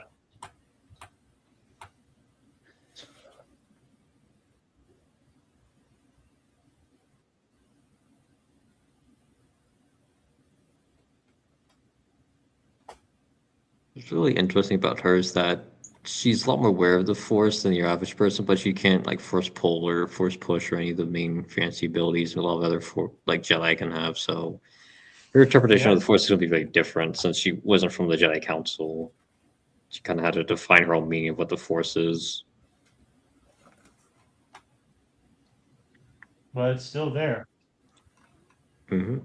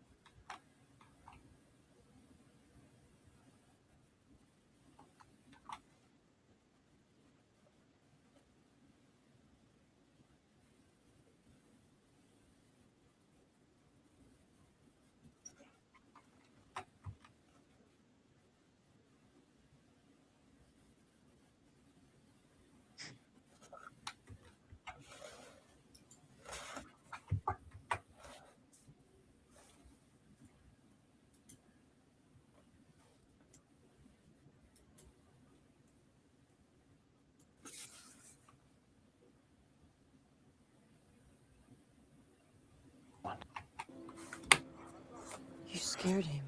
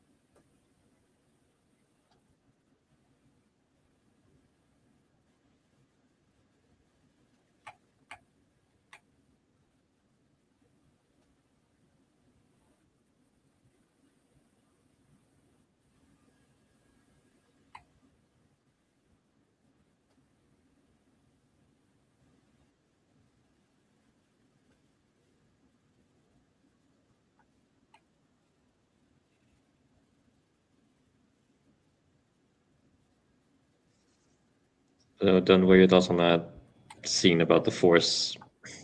I think it's interesting. It's definitely an interesting interpretation. Yeah. It's Because definitely it's mostly- very much more. It's more similar to like an actual religion, even though the Force is not a religion. Yeah. But one's interpretation is ultimately what makes it a religion, describing your philosophy behind it.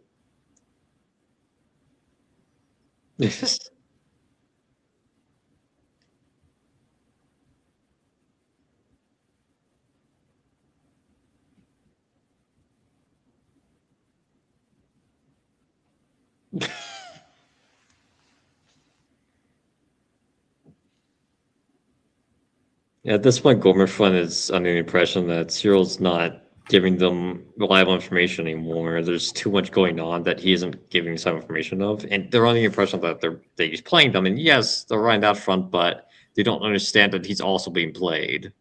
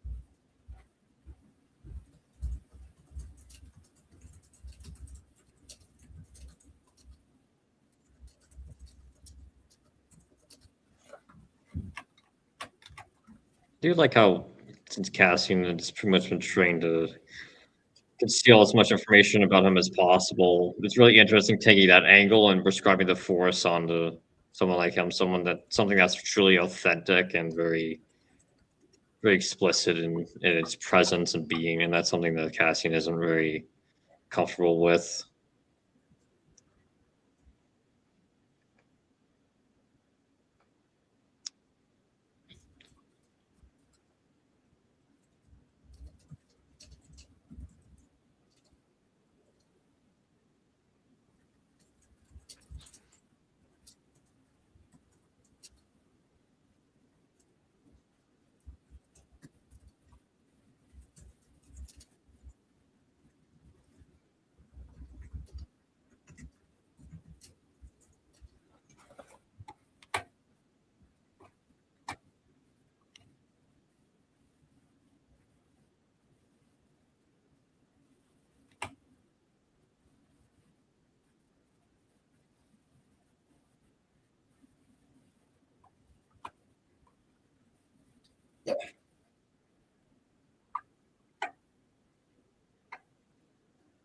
I do like how Luthen's network and the network at Yavin are not always Lines. don't always see eye to eye because they both see the vulnerabilities in each other's systems.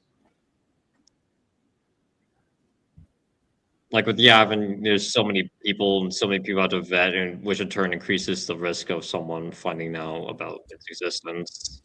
With Luthen's network, like he's mostly just on his own. Like they can't really trust a lot of things he says because he's intentionally very cryptic and where the information is coming from.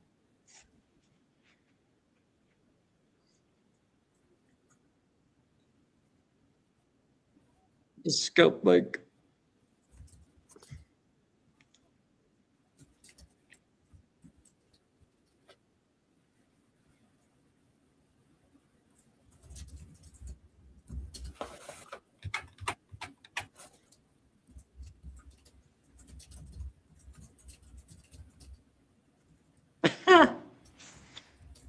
Like he forgot to put his cap on.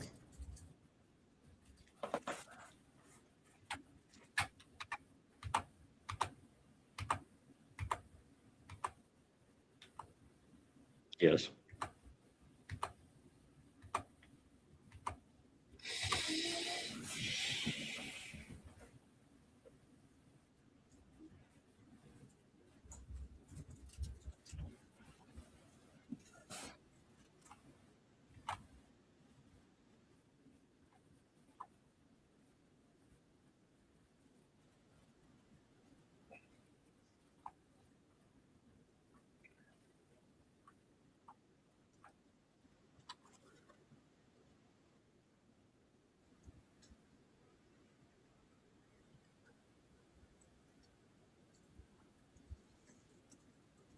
I like how Deidre's is increasingly more and more annoyed by the fact that she's losing a lot of control over Gorman because of Kaido.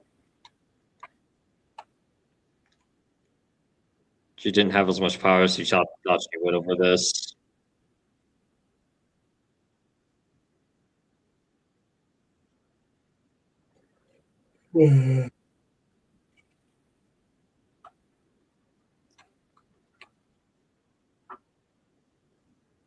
No, you're not.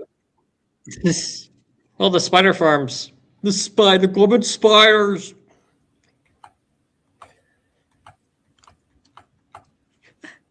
Is this the What? it broke new ground. Yes. The spiders.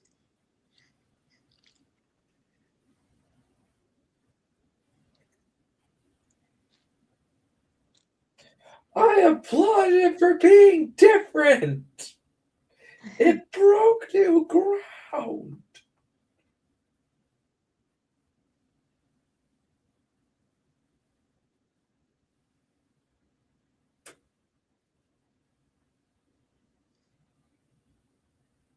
Especially with Luthen.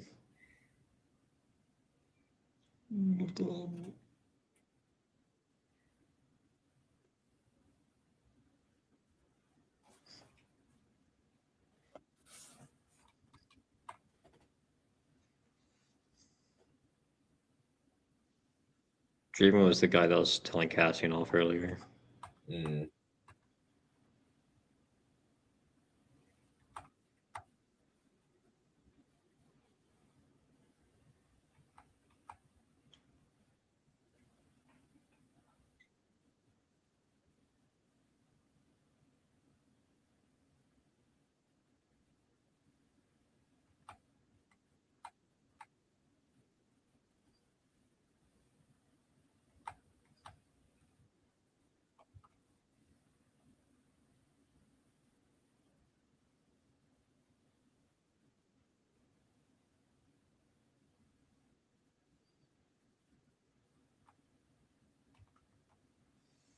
It actually does make sense why Cassian never specified where they were going, because Draven would never approve of that, because Gorman is too hot right now. Oh yeah. So what exactly are they doing there? Just Pardon? to help you cruise it. So why is Cassian going down there? Just because it's to kill Deidre. oh, okay. Oh, it's just an assassination attempt. Yes. Okay.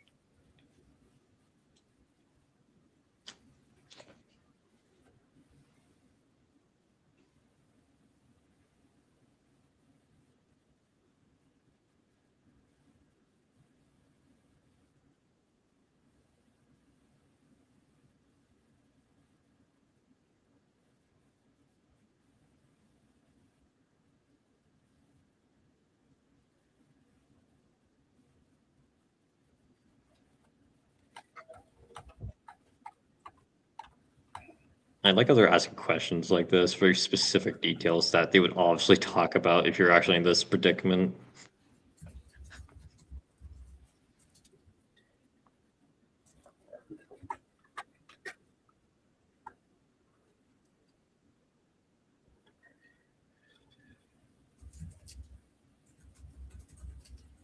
Oh god, where are those aliens? They're Okay. ripoffs of something from Lost in Space, I imagine. Or oh no, I know what they're from. They're a ripoff of the villain from Max Magician and the Legend of the Rings. Oh my god. Do you guys There's remember a that callback. movie? We looked at it together. I mean, I didn't watch it, but yeah. Yeah.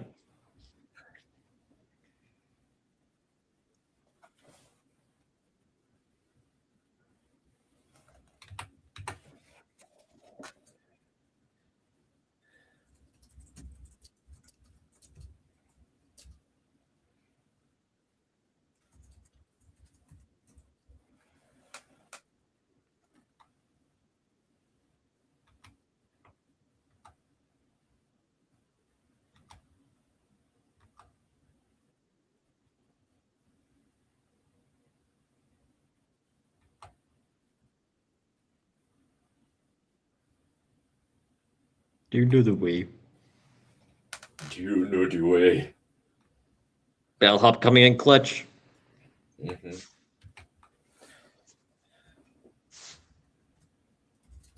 Almost like a younger Cassian.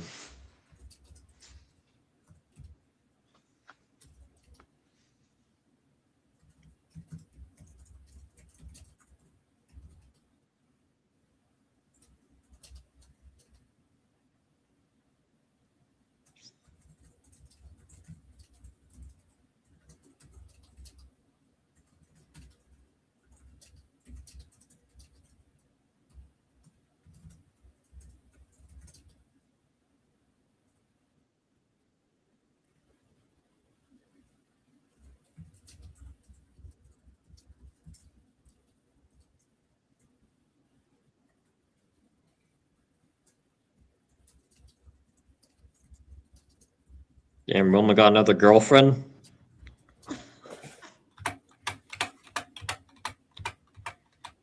I like to think that every planet he tries to form a revolution, he just has another girlfriend in there.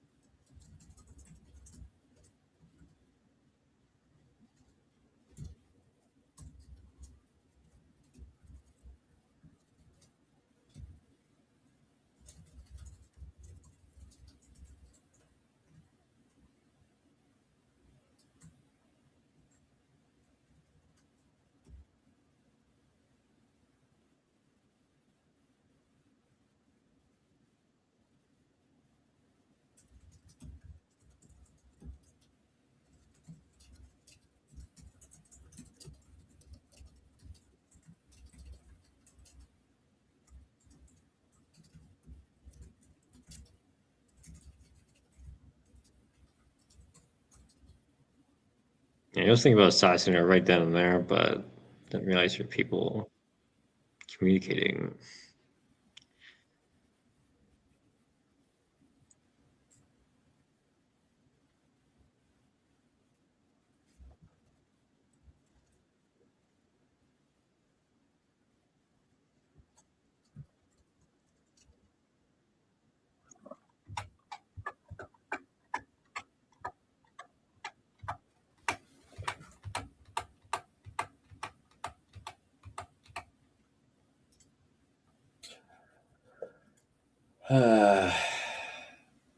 Alrighty. The next episode is the episode, I'm assuming. The Yes. Goron Massacre. Yes. I'm Yep. very The interested. episode everyone's been talking about, and episode 9 as well, and 10. Yeah, next week is just going to be banger after banger after banger done. It only gets better. Which is And then it's probably, if there's any phrase that I could use to describe Andor, it is simply, it only goes up from here. Yes.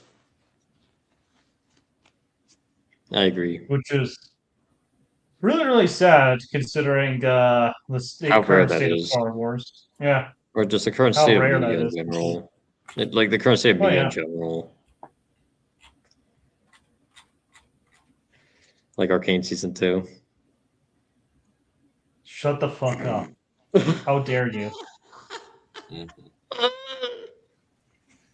Raptor, I shall cut you down, rend you Oh, no. apart, splay the Oh, gore of no. your profane form across Oh, the no. stars.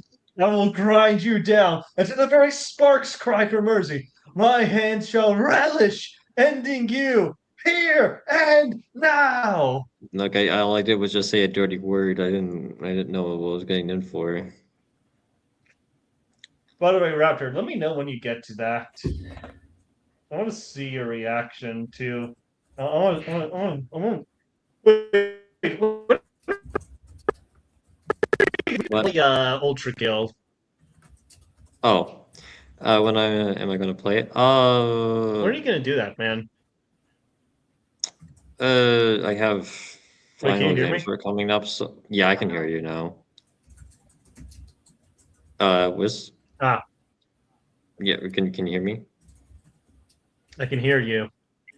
Okay. Yes, I can hear you. I have Loud and clear. yeah, okay. Am I I have cutting out, final by the way? exams. You were cut out a little bit, but I have final exams coming up, so it'll be after that. So around like mid-time this month, I think I can dedicate a decent amount of time. Ah. Yeah. Very unfortunate. Well, you put me on. timing. You put me on the night. You guys put me on night, so I'm gonna put you on bot. Oh no. You guys, you're gonna be playing. You made me play as the little funny. As the little funny knight, so I'm gonna make you play as the freaking GoPro. Yeah, you will definitely see that. Don't worry, Lucia. I'm not gonna cop out or anything. I'm just gonna play it. Yep. Anyway, done. Hmm. How do you feel about Andor so far? I definitely enjoy season 2 more than I like season 1. I do think though this is one of those shows that I am probably going to that I like, but I am not going to be passionate about or think about very much after it's finished, though. Yeah, that's fine. All As right, long yeah, as that's you're fair. enjoying it. As long as you are enjoying it. That's the Yeah. main thing. Yeah. Personally, Yeah. I view Andor as just one of those shows that are just evergreen. Like you can watch it anytime and be like, yeah, that do This be is how good. it's like. Yes.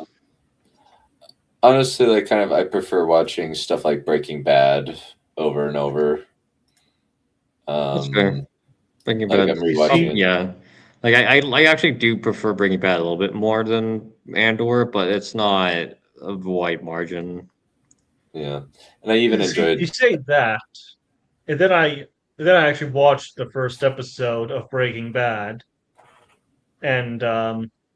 I'm gonna be the contrarian in the chat and say No, I would not watch Breaking Bad over this Damn. at all. Why?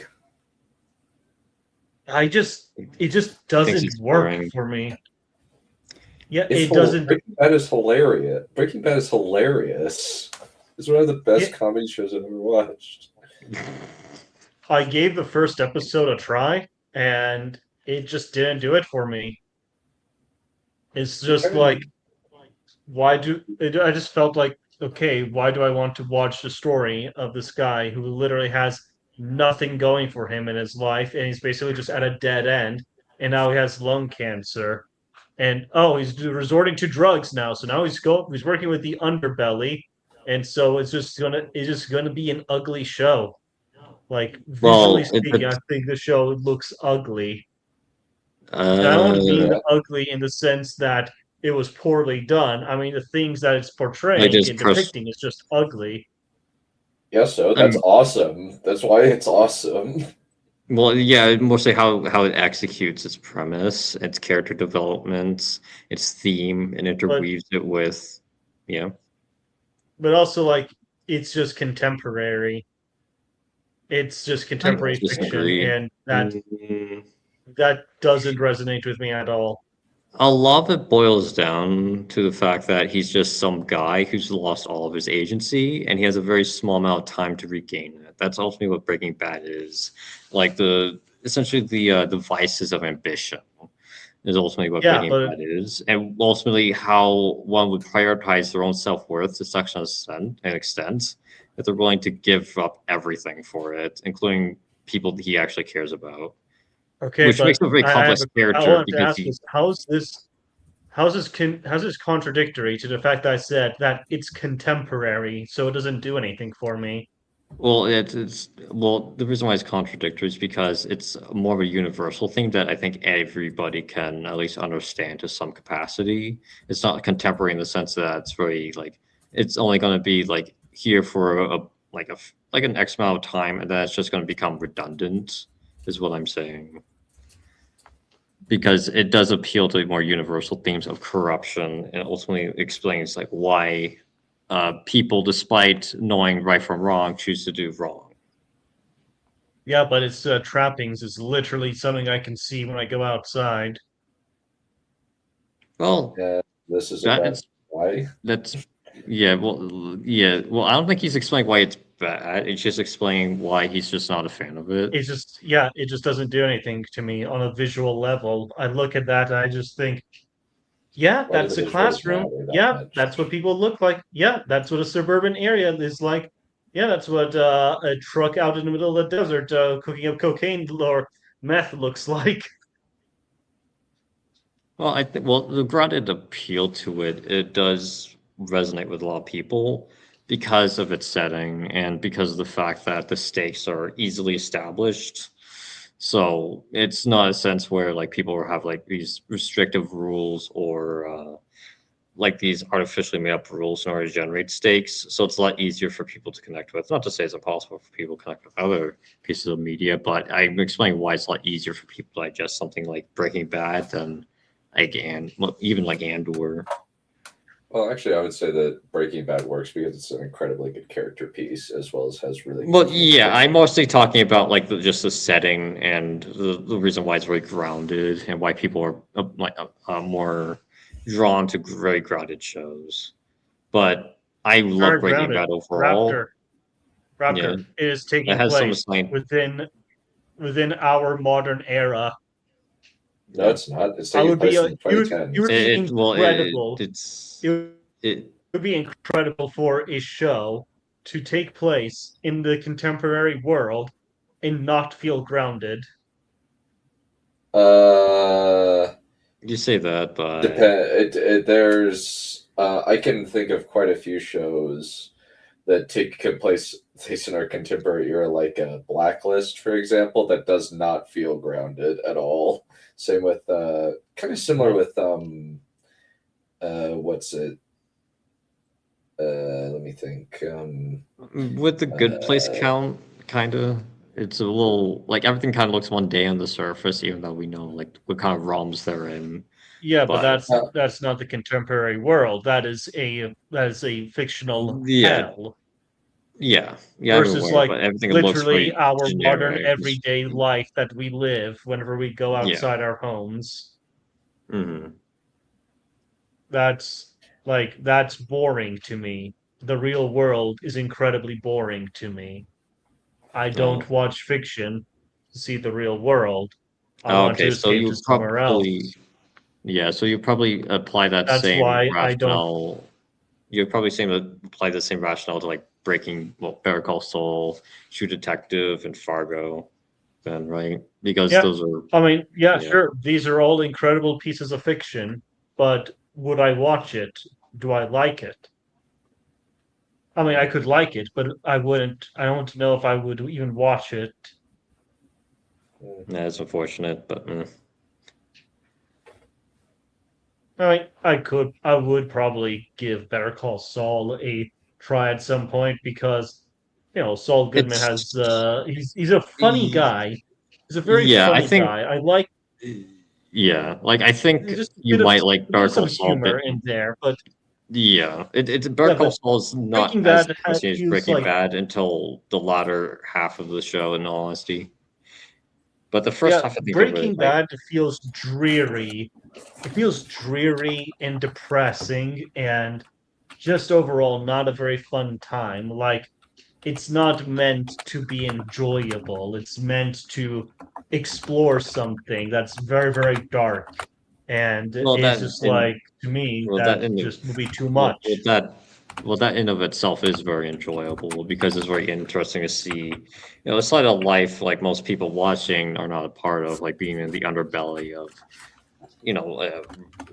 a crime family, or understanding like the drama that may resolve, and having this guy live double lives and seeing how both of those aspects of himself begin to merge and how he'll react to them, what kind of plans he'll formulate, the kind of villains he'll meet, how he'll actually learn and adapt from each villain he meets throughout the show to become a better Yeah, villain. It's very fascinating stuff. yeah. But you see, like the fact that like all the trappings of it is is just doesn't speak to me. Like, I sure, see. all of that is really good and all, but that all of this could be explored in any other setting, any other time period, with in any other medium. But this sort of Uh, particular combination, just yeah, it does not, doesn't hit with me. It doesn't resonate. uh, and That's considering the all I have fact to say that about it. Considering the fact that it's a very elaborate, like in terms of like it being shown, like I don't think Breaking Bad would make it for a very good movie, because we are supposed to demonstrate how some average Joe ultimately becomes a drug kingpin. Like, how do you go from Yeah. one extreme to the next? And that requires a lot of time. So it's not something that could It just be also presented through any medium. It being That's like a book or a TV show would work, but not a there's film. also there's also the incredible character work where you see the seeds of the fact that Walter White is a deeply insecure, narcissistic man Yes. from Yeah.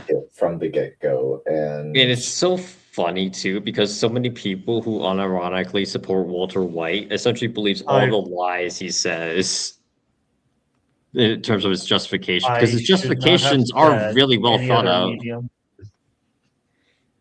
Yeah, I because like agree. you guys you took it. I probably should have said barring film because I think you guys seem to misunderstood that I meant like live action versus animated versus like a book versus a comic series versus stuff like that. Let me see.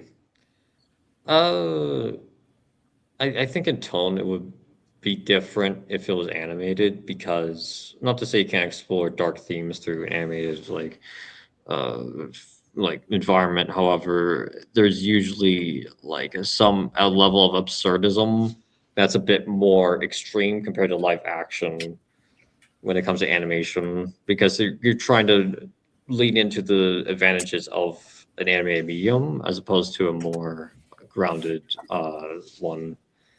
there's just less stylization and less of a disconnect. Yeah, yeah. So you need to place more emphasis on certain components that you wouldn't really think too much of if it's live action. Mhm. Like I know Black Lagoon covers similar subject matter to Breaking Bad, and that's an anime, and well, it covers it in its own unique flavor. You So see, you're also Black getting a Lagoon, different experience after watching it. Black Lagoon, I probably would actually watch to completion Because it's and animated. really enjoy the ever living shit out of it because it has because it is a little over the top. I see. Even though it arguably does deal even to subject matter that's worse compared to Breaking Bad, like I think like pedophiles, which is something that's not in Breaking Bad.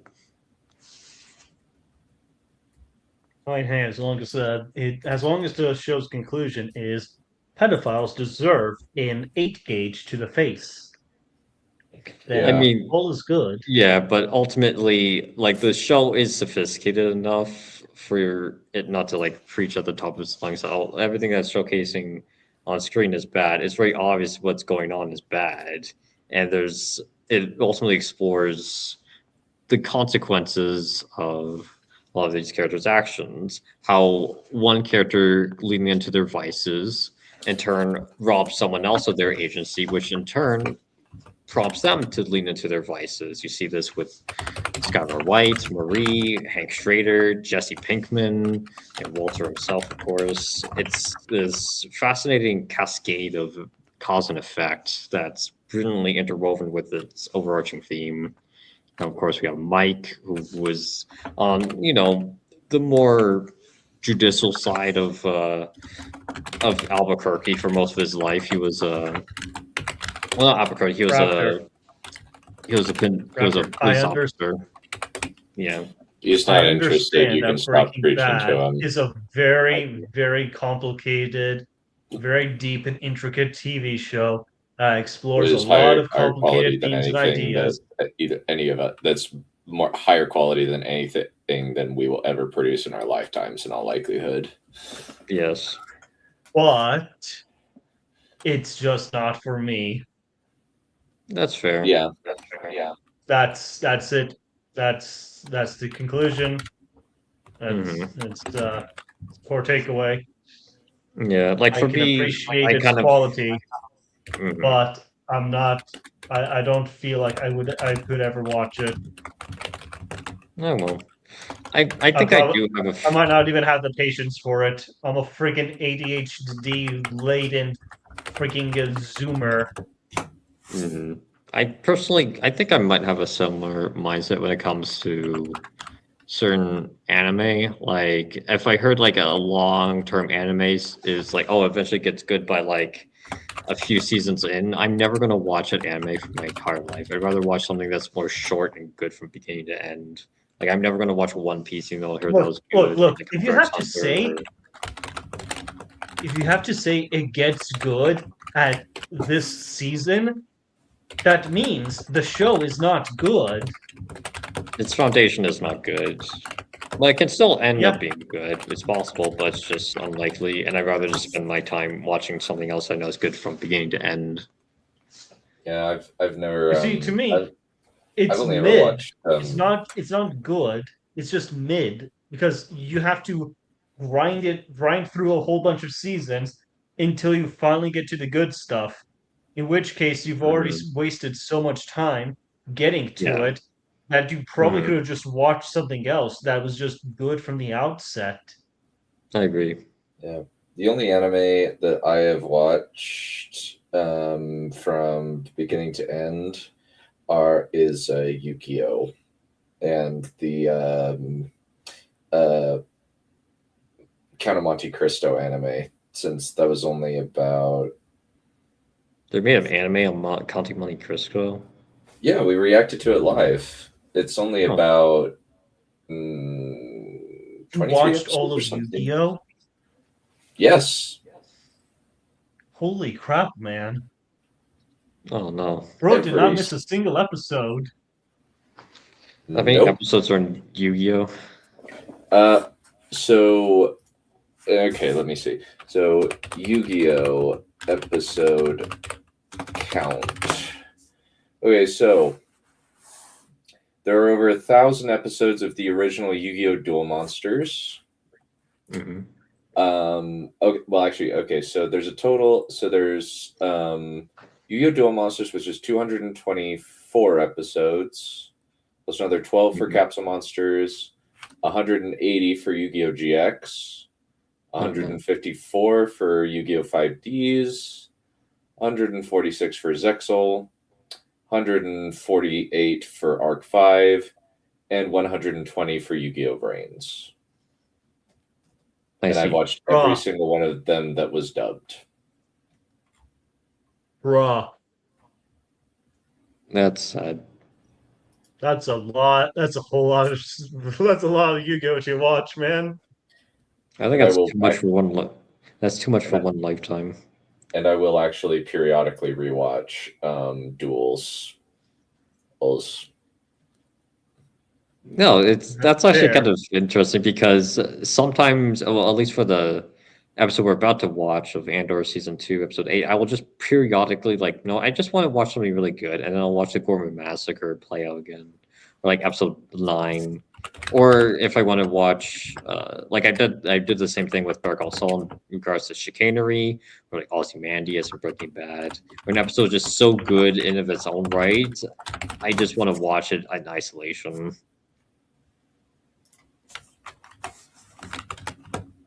You know, I should really make a habit of rewatching Arcane season 1. Or sorry, just Arcane. It only got one season, unfortunately. Indeed. Yeah, it got canceled. Yeah, Yeah. Not enough support, but The well. budget was too high, but animation looked really amazing, but that makes sense. Yeah. At least, we saw the money that they spent on it on the screen rather than lining somebody else's pockets. That's true. It's like with Firefly, Firefly actually did have an ending with Serenity. Yeah. Yeah. Serenity was one of those interesting ones where it's kind of controversial. I know have either of you guys heard of Armchair, the long-running YouTube channel known as Armchair Directors? I No. don't think so. I think I have. Okay, so I know Michael Mercy really hates Serenity. One of the hosts he hated. Michael Mercy, he's one of the guys who co-host Armchair Directors. He really doesn't like Serenity. He kind of feels like they dropped the ball. Interesting. Like, Well, honestly, I haven't heard anything bad from it, so honestly, like Serenity is attempting to more wrap up River than anything else. Like he was mad. The reason why he was mad, like he kind of has even the dumbest criticisms for like Force Awakens. Like he thinks that Force Awakens is bad just because they killed off Han Solo. That is incredibly stupid. Yeah, I find him very frustrating. I kind of want to watch his stuff. Like just to kind of show, okay, this is what like a really, really weirdly biased critic looks like. But he does it in like he is so close, like an inch away from like realizing, oh, and he's like, no, like, and because of that, he's like, I don't care about what Kylo Ren does. Is because he's a psychopath now. It's like, it's not the reason Force Awakens is bad. Force Awakens is bad because it ruins Han Solo. yeah, it was so bad because it killed Han Solo. If anything, it actually killed him long before Kylo Ren did. Yeah.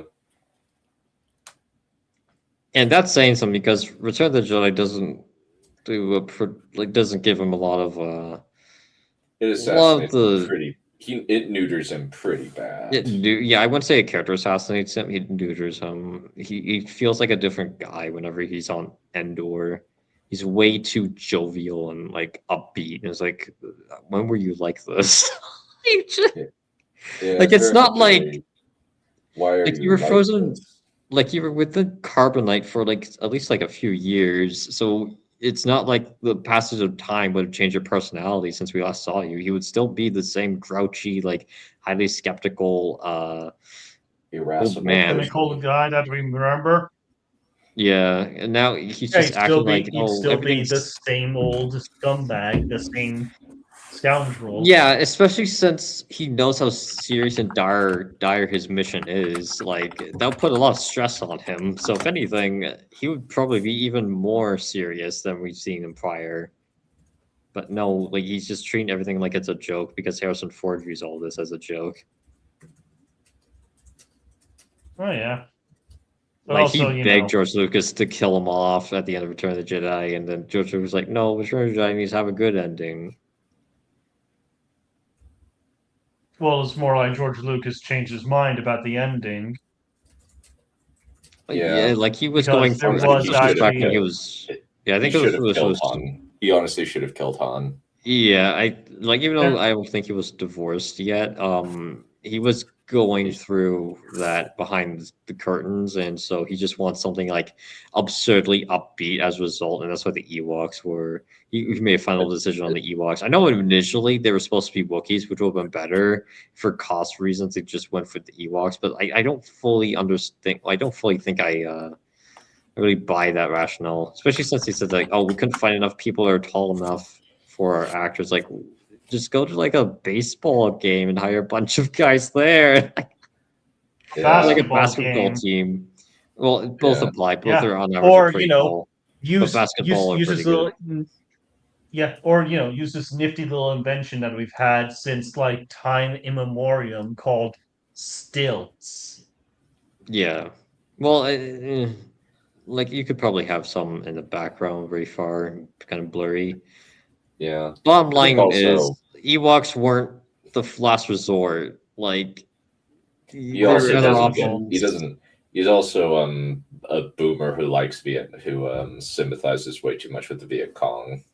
Yeah, he views them as cute little teddy bears that eat people. Yeah. Similar with George R. R. Martin. George R. R. Martin has a similar problem with the Dornish. Problem is he turned the Dornish into psychopaths who somehow maintain loyalty from their people despite the fact that they were torturing their enemies. Like they're the most liberal kingdom in all Westeros. They're always good. Yeah. Very Well, and also it interesting. kind of fits But in. yeah, There's also like I've actually started to notice that George R. R. Martin actually like throughout his books he loves putting in sexually liberated women. Yeah, I noticed that too. Yeah, like that's but not in like but it mainly like he pairs them up with mostly like sexually inexperienced guys. Like Jon Snow and Ygritte. And then does this sound like someone done? Uh-oh. Sexually liberated women with inexperienced guys. Uh-oh. Oh dear. I guess me and George R. R. Martin are very similar, except that he is an atheist and I am a devout Mormon. No, done. I'm talking about the server. That too, yes. You have basically described the server. Yes, indeed. Sussy. Good job. Yeah. But yeah, it's just kind of like I just looked through it and I'm just like, yeah, that's like it's an interesting trend that you just kind of like, oh, okay, so that's what you like, George. You like being the one who's inexperienced. Yeah. Well, probably This is all because he fantasy. didn't. Yeah, partially he didn't really get any until later in life, since he was kind of a fat nerd, fat poor nerd, until he And then he got became a broken up with. rich nerd, fat nerd. Yeah, rich, indecisive fat nerd. He's not Cool lazy. dude. He's just He's just indecisive. He's just horribly indecisive. Is his I problem? think it's because he's just undisciplined with his craft. He's far more interested in film and just writing scripts for like shows and whatnot than he is about continuing his story. Because he says like, "Oh, I'm always very," he says like, "Oh, I'm always very passionate about the Song of Ice and Fire." It's like you might be passionate about like the Duncan Egg stuff, but like you're not talking about the actual mainline story. I think there's too much. You put too much pressure on yourself, and now you're kind of fearing the consequences of that. Especially since the show ended poorly, and he's never going to say that publicly, but he knows he's terrified about what's going to happen once Winds of Winter comes out and doesn't live up to expectations.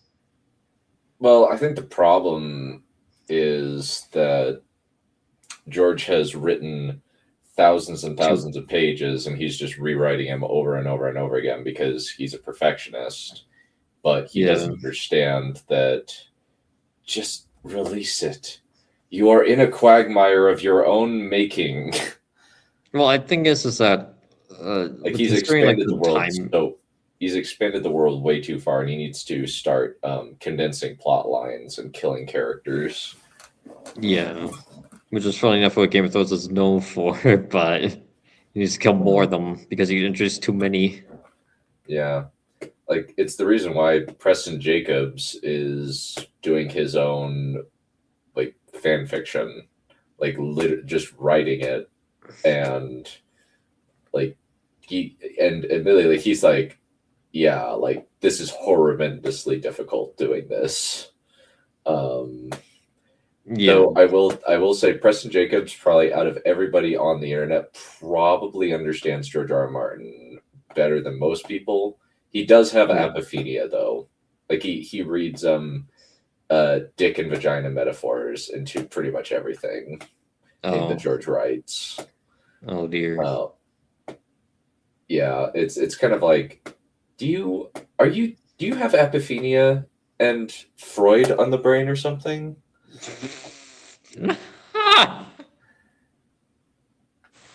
He's like George R. R. Martin's little spirit animal. Well, no, like he actually, it's weird. It's, yeah. So let's go and talk about something that we brought up earlier. Most of Star Wars is trash. This is your claim, 80. correct? 90% of Star Wars is bad. Which includes Ahsoka. So Ahsoka. let's say we discount the Disney era of Star Wars. Okay, so we're just talking prequels. We're talking the OT. We're talking about the prequels, and we are talking about the expanded universe in all the games that relate to it. The expanded universe is 70% garbage. I agree. Like before Disney decanonized all of it, it was getting way too out of control. It's like, what is this nonsense? Like we have a comic about like Han Solo meeting Indiana Jones. It's like, what are we doing? There's a zombie apocalypse at one point, or a zombie outbreak. There's a zombie outbreak in the Disney one too. That's it.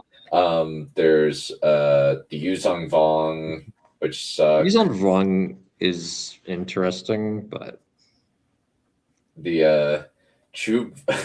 I think there was this guy who did a video. He was like, Chub, it's decanonized. These are all the things that are going to happen. No Thrawn. No. Chewbacca's alive! Yeah. I think the best parts of the EU are definitely like the Darth Plagueis stuff and Thrawn. Yeah. And I know the clone saga with Palpatine coming back was so stupid. Yeah. You mean the one thing that everybody universally agrees is bad, that being the Dark Empire. Like that is, like whenever people complain about the EU and say that oh no, there's bad, it was bad too. They usually are thinking about the Dark Empire timeline, or at least the Dark Empire plot line. Yeah. They're not really talking. They usually aren't talking about everything else.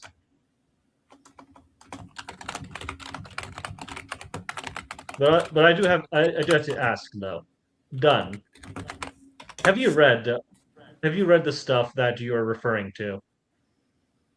Good chunk, yeah. Okay, fair enough. Like I've read Dark Empire. I'm familiar with the Thrawn Empire. I think the story of Jason Solo is interesting. It's just crap. Yikes.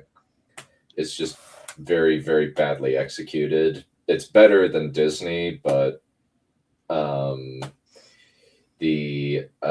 familiar Sure. with a lot of the I think the Clone Wars era stuff is a lot better than is on Clone Wars average. era much is like Clone Wars era to me is a lot more interesting than post original trilogy minus the Thrawn stuff.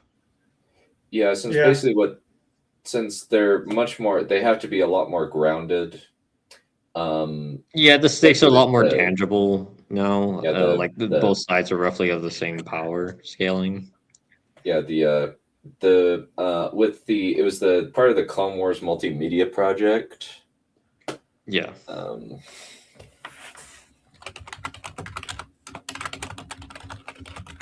Yeah, because basically what I was trying to get at was that, man, the 2000s were a pretty good time to be a Star Wars fan. Even Yeah, if especially if we you're had the prequels. yeah, especially if you were like interested in games. Like my word, so many bangers came out. Yeah, Like we had you have like we had Republic freaking Commando, we have Battlefront Empire at War, in Battlefront yeah. 2. We had the Force Unleashed, the first one. We had the Old Republic coming in. Mm-hmm. Knights of the Old Republic, Yeah. 1 and 2. Oh yeah. Yeah. Oh yeah. I actually kind of I actually like feel like my favorite bit of Star Wars media is actually the Sith story in Star Wars: The Old Republic. That's fair. Like that Yeah. actually, like, especially when when they go kind of light side, there's actually some like decent complexity that you can go for with them. And when they go gray, there's some really neat stuff. Yeah. And I like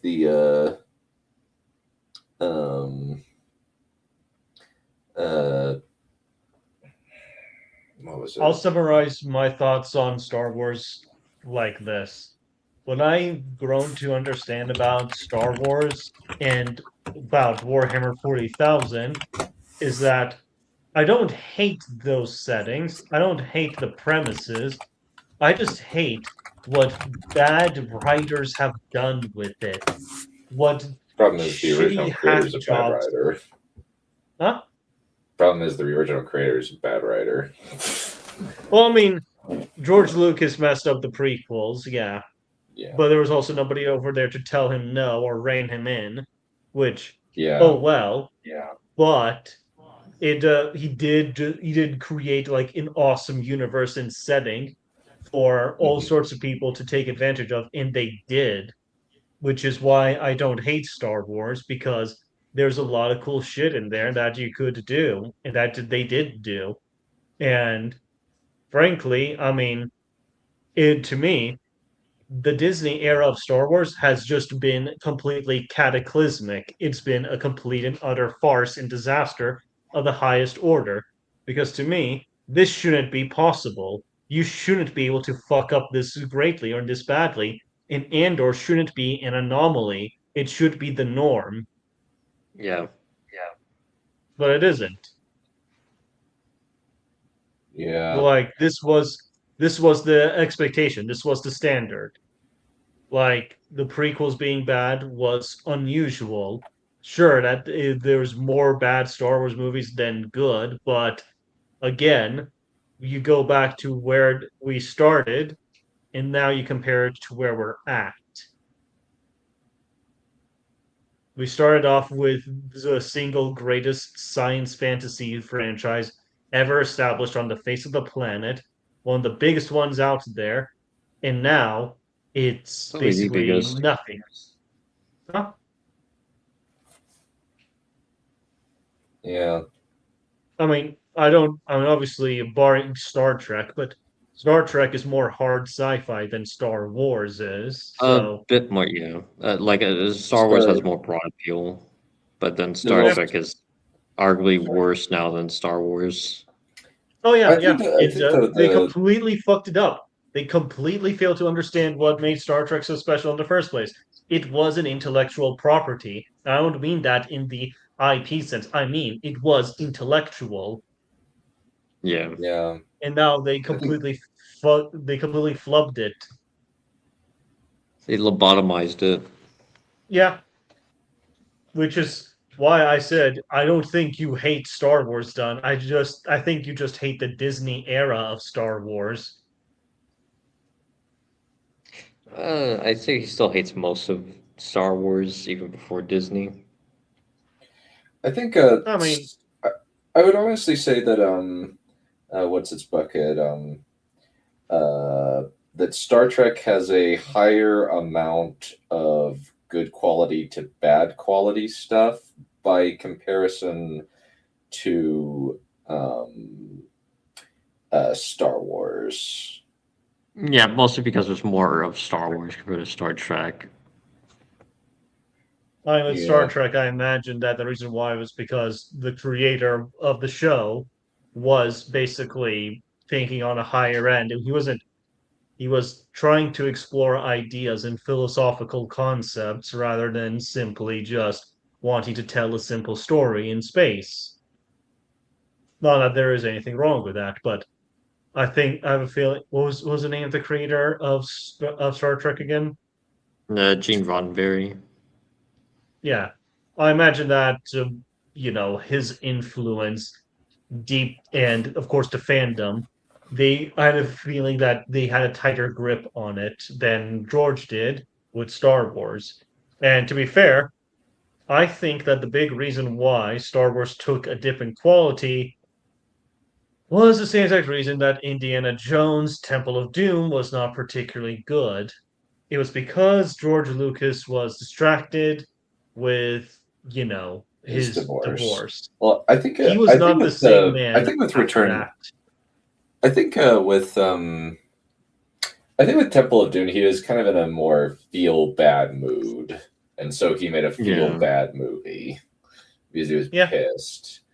Though But you also see, there's elements of it's kind of it's an unfortunate mix. I kind of wish that George had gone with like had actually committed to the bit and made Temple of Doom more of like a really bad movie, like a really like mean movie.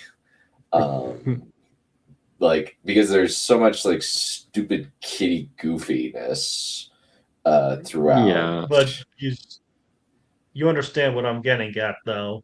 What I'm Yeah, getting at is that I think the reason why Star Trek managed to maintain so much consistency was because Gene Roddenberry's personal life, did not hit the same speed bump or the same wall of turbulence that George's life experienced. I think that perhaps the reason why Star Wars started dipping in quality was because um, George Lucas's emotional state was permanently compromised. he actually he was only there for part of stuff for the first two series of Star Trek. Oh, well, there we go. I guess less So very, yeah. so he stuck around for the whole of the original series, and then he was a figurehead for seasons 4 and 5 of the Next Gen. Yeah. And after that, other people took over with like Deep Space Nine and Voyager. Yeah. And pretty much everybody agree. Like most people agree that the worst era of Trek is the Abrams Discovery era. Which is the current era. Yeah. Yeah. I'm lumping in I, Star Trek Academy with it. Yeah, thank goodness that was canceled because that looked like such crap. Honestly. Oh, you don't wanna watch the transgendered gay Klingon, what he has to say about life. I hate that is a sentence. I do as well. I'm just like, really? Why are you doing it? And I was like, that's just a level of absurdity that is just a little bit ridiculous. It's way too far. It's way too far. Yeah, it's like- like I love how you- I just love the like lack of it's- restraint in there. Yeah, Yeah. because the They thing is that they it's knew they could supposed get away to. with it, and that's why they did it. The show presents all these concepts and messaging Yeah. as hyper serious, but it comes off as so juvenile and hilarious because of how blatant and explicit it is. It kind of comes off as parody, but it's Yeah. not. I think it's honestly, it's just a sign that Paramount buying Warner Brothers Discovery is not going to result in good things. Well, it's not going to result in good things regardless. But I'm just, Well, for me I'm personally, I letting think it it's going to be a off little for bit now. more. I think it's going to be more Like- interesting what Paramount does with Warner Brothers properties because with Netflix, it's going to be a lot more predictable. But with My Paramount, I laptop's don't about really to know what's die. going to happen. Oh no! I need to get going. Good night, you guys. It was nice discussing Good some night. Star Wars with all of you. Goodbye. Yes. See you Yes. later. Adios. Also, one thing I like to mention before we head off is I really like how Cassian's persona, as in like Varian Sky when he was in Gorman, is basically like a mimic of Luthen's more like exacerbated flamboyant personality as the artifact collector. I do like that there's a lot of influence, and that's particularly why Luthen initially said, what's his name? Because it was feeling a bit nostalgic playing those kind of characters. It was a really interesting moment between the two of them. Okay, that's actually a good point. Okay. Yeah. So overall, how would you rate like Andor season 2 so far? I would definitely rate it at an 8 out of 10 as far as quality Nice. levels. Nice. Would you say it's like the best piece of Star Wars media in terms of, at least in film or like live action? Yes, Mm, without doubt. Yeah. better than the original trilogy. It's not a competition. Of course it is. Better than- And then be fighting words for a lot of people, especially Other people. Anna, the Star Wars girl. I like Anna, but she's not like she is a very attractive model who knows Yeah, a good amount about she's- Star Wars. She is very nice and she is very pretty, but I don't know if I would yeah, she's consider not her a very very. good critic. Yeah, like she thought like in defending the prequels with Mueller, she said that like, oh well, like Palpatine can see the future, right? And then Mueller was being like, no, because she thought that Palpatine could use the Force to see the future, which it was prompted when in Return of the Jedi when Palpatine said like, "It is all as I have foreseen." She thought that he was being literal. Yeah. It's a little I think- wonky. Yeah. I think that Anna is perfectly is nice and perfectly lovely, but Yeah. she is basically she is basically I guess she is the stereotypical version of what a lot of geeky guys say that they want out of a girl. Do you think that's a fair? I'm kinda. She is a super conventionally attractive woman who is like does a lot of skimpy cosplay, is fairly like passionately into a lot of geeky stuff, Yeah. like a bunch of random geeky stuff. Yeah, like So, I know she's into both Star Trek and Star Wars. yeah, that's why I say she's kind of the thing that all geeky men kind of Kind of, profess to want. but I actually like Star Wars 3 a bit more than Anna, actually, as much as that may surprise you.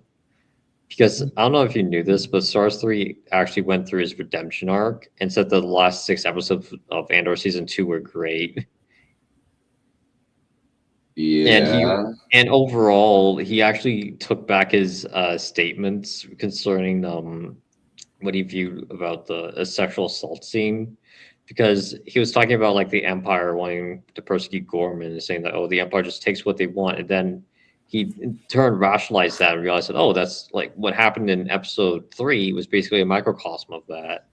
Like this Imperial officer was in a position of power, an unchallenged position of power, and he had a particular desire, and he wasn't going to accept no as an answer.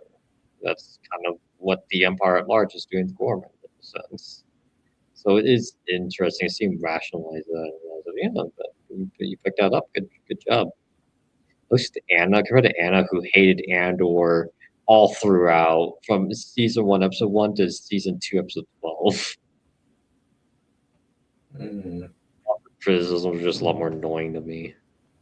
Like, she thought that the Empire was on Gorman because of Gorman's silk. But they just want to make a monopoly on Gorman's silk. It's like, you did not pay attention at all.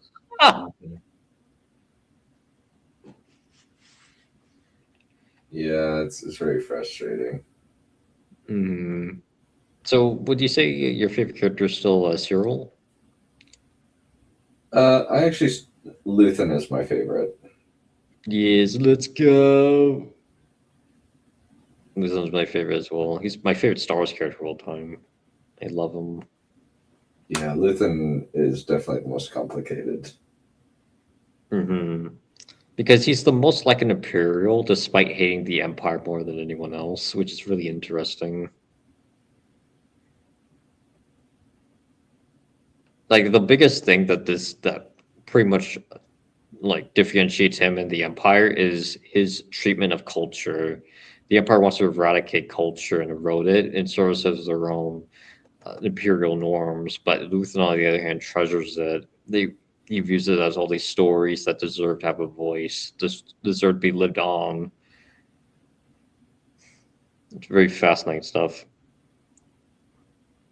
And I also love the parallels between Cassian and Cyril, because they're basically the front workers for both Deidre and Luthen, respectively, and both of them are playing essentially moles within Gorman and are persuade them to one direction or the other.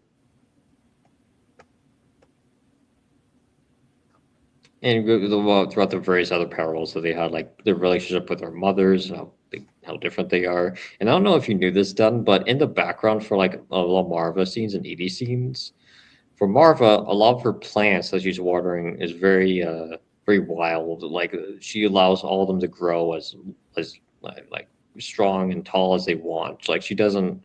It's a level of freedom she's bestowing upon these plants that is not contained whatsoever. Compared to Edie, where every single plant she owns is contained in a container, every single one, and it's just a perfect demonstration of how they treat their own sons. So yeah, it's just a level of insight and character details within the show that make it my third favorite show of all time. There's so much to extract. Yeah, for sure. Yes.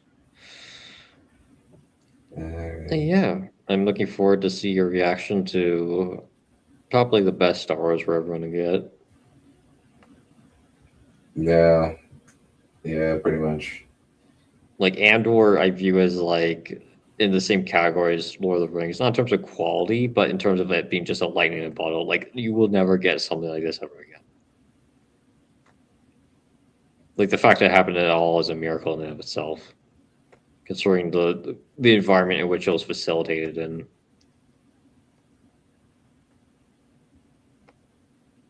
Yeah, it's kind of just one of those.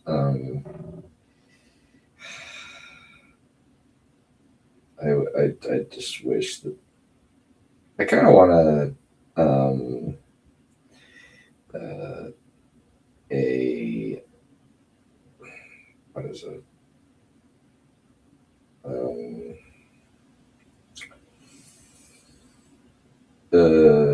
Like we had an Old Republic story of this quality. Because that's actually my personal favorite era of Star Wars, more so than the prequels or the OT. That's fair. Because there's actually like a lot more complexity of characters. Yeah, like essentially what Knights of the Old Republic does to the Jedi and Sith dynamic, Andor does to the Empire Rebellion dynamic. Mm-hmm.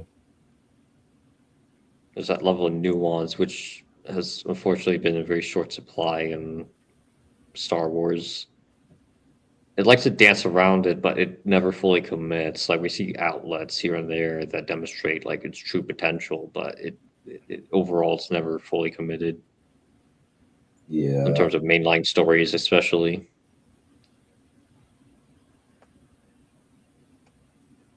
Oh well. Yeah.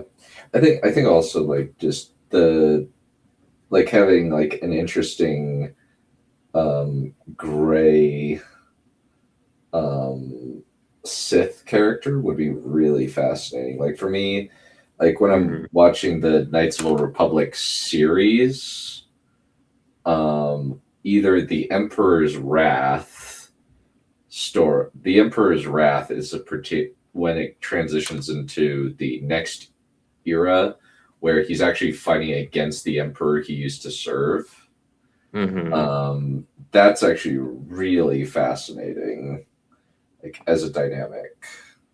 I agree. Because it's just kind of and then facing that and the two and then having Valkorion, the reincarnated emperor, in his head.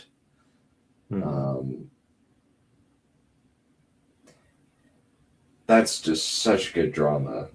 And I kind of like unironically, like I would watch, like I just watched the cutscenes as a film, and I'm like, this is no right being this good. Yeah. This is actually like legitimately good. Like, yeah, I've seen all the cutscenes too, and they're really cool. I like them. Yeah, and like I honestly, if they could do what is it like the style of the trailers. Yeah, it will be amazing.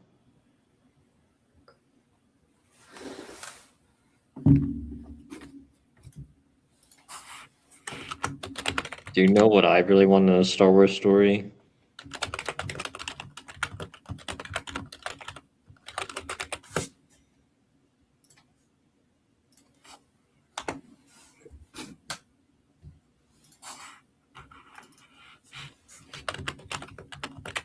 What? I really want to see, especially in the format of Andor. Like, I would have loved to have another Andor arc. Season 2 being like 15 episodes.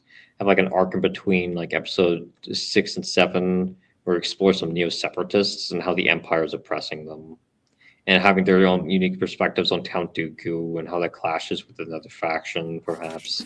How like the Empire is pretty much facilitating like a local conflict between a separatist and like another faction in order to distract their efforts away from actually taking down the empire currently ruling over them, and that they rule in a very subtle, more erosive way, trying to eradicate both their cultures by putting these cultures against them. I think that'll be amazing.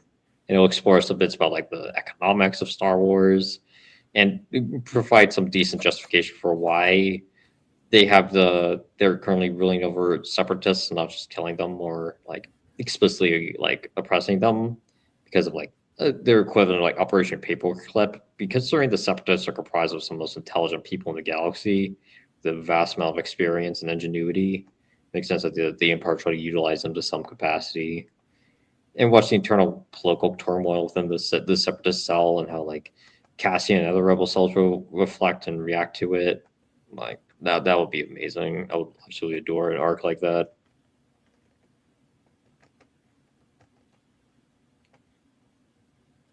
Yeah. That actually does sound pretty interesting. We should probably cut it short, since otherwise we're likely going to start eating into my stream time. I only have a certain amount. All right. Sounds good. We'll call it good and we will resume next week. Bye. Yes. Bye.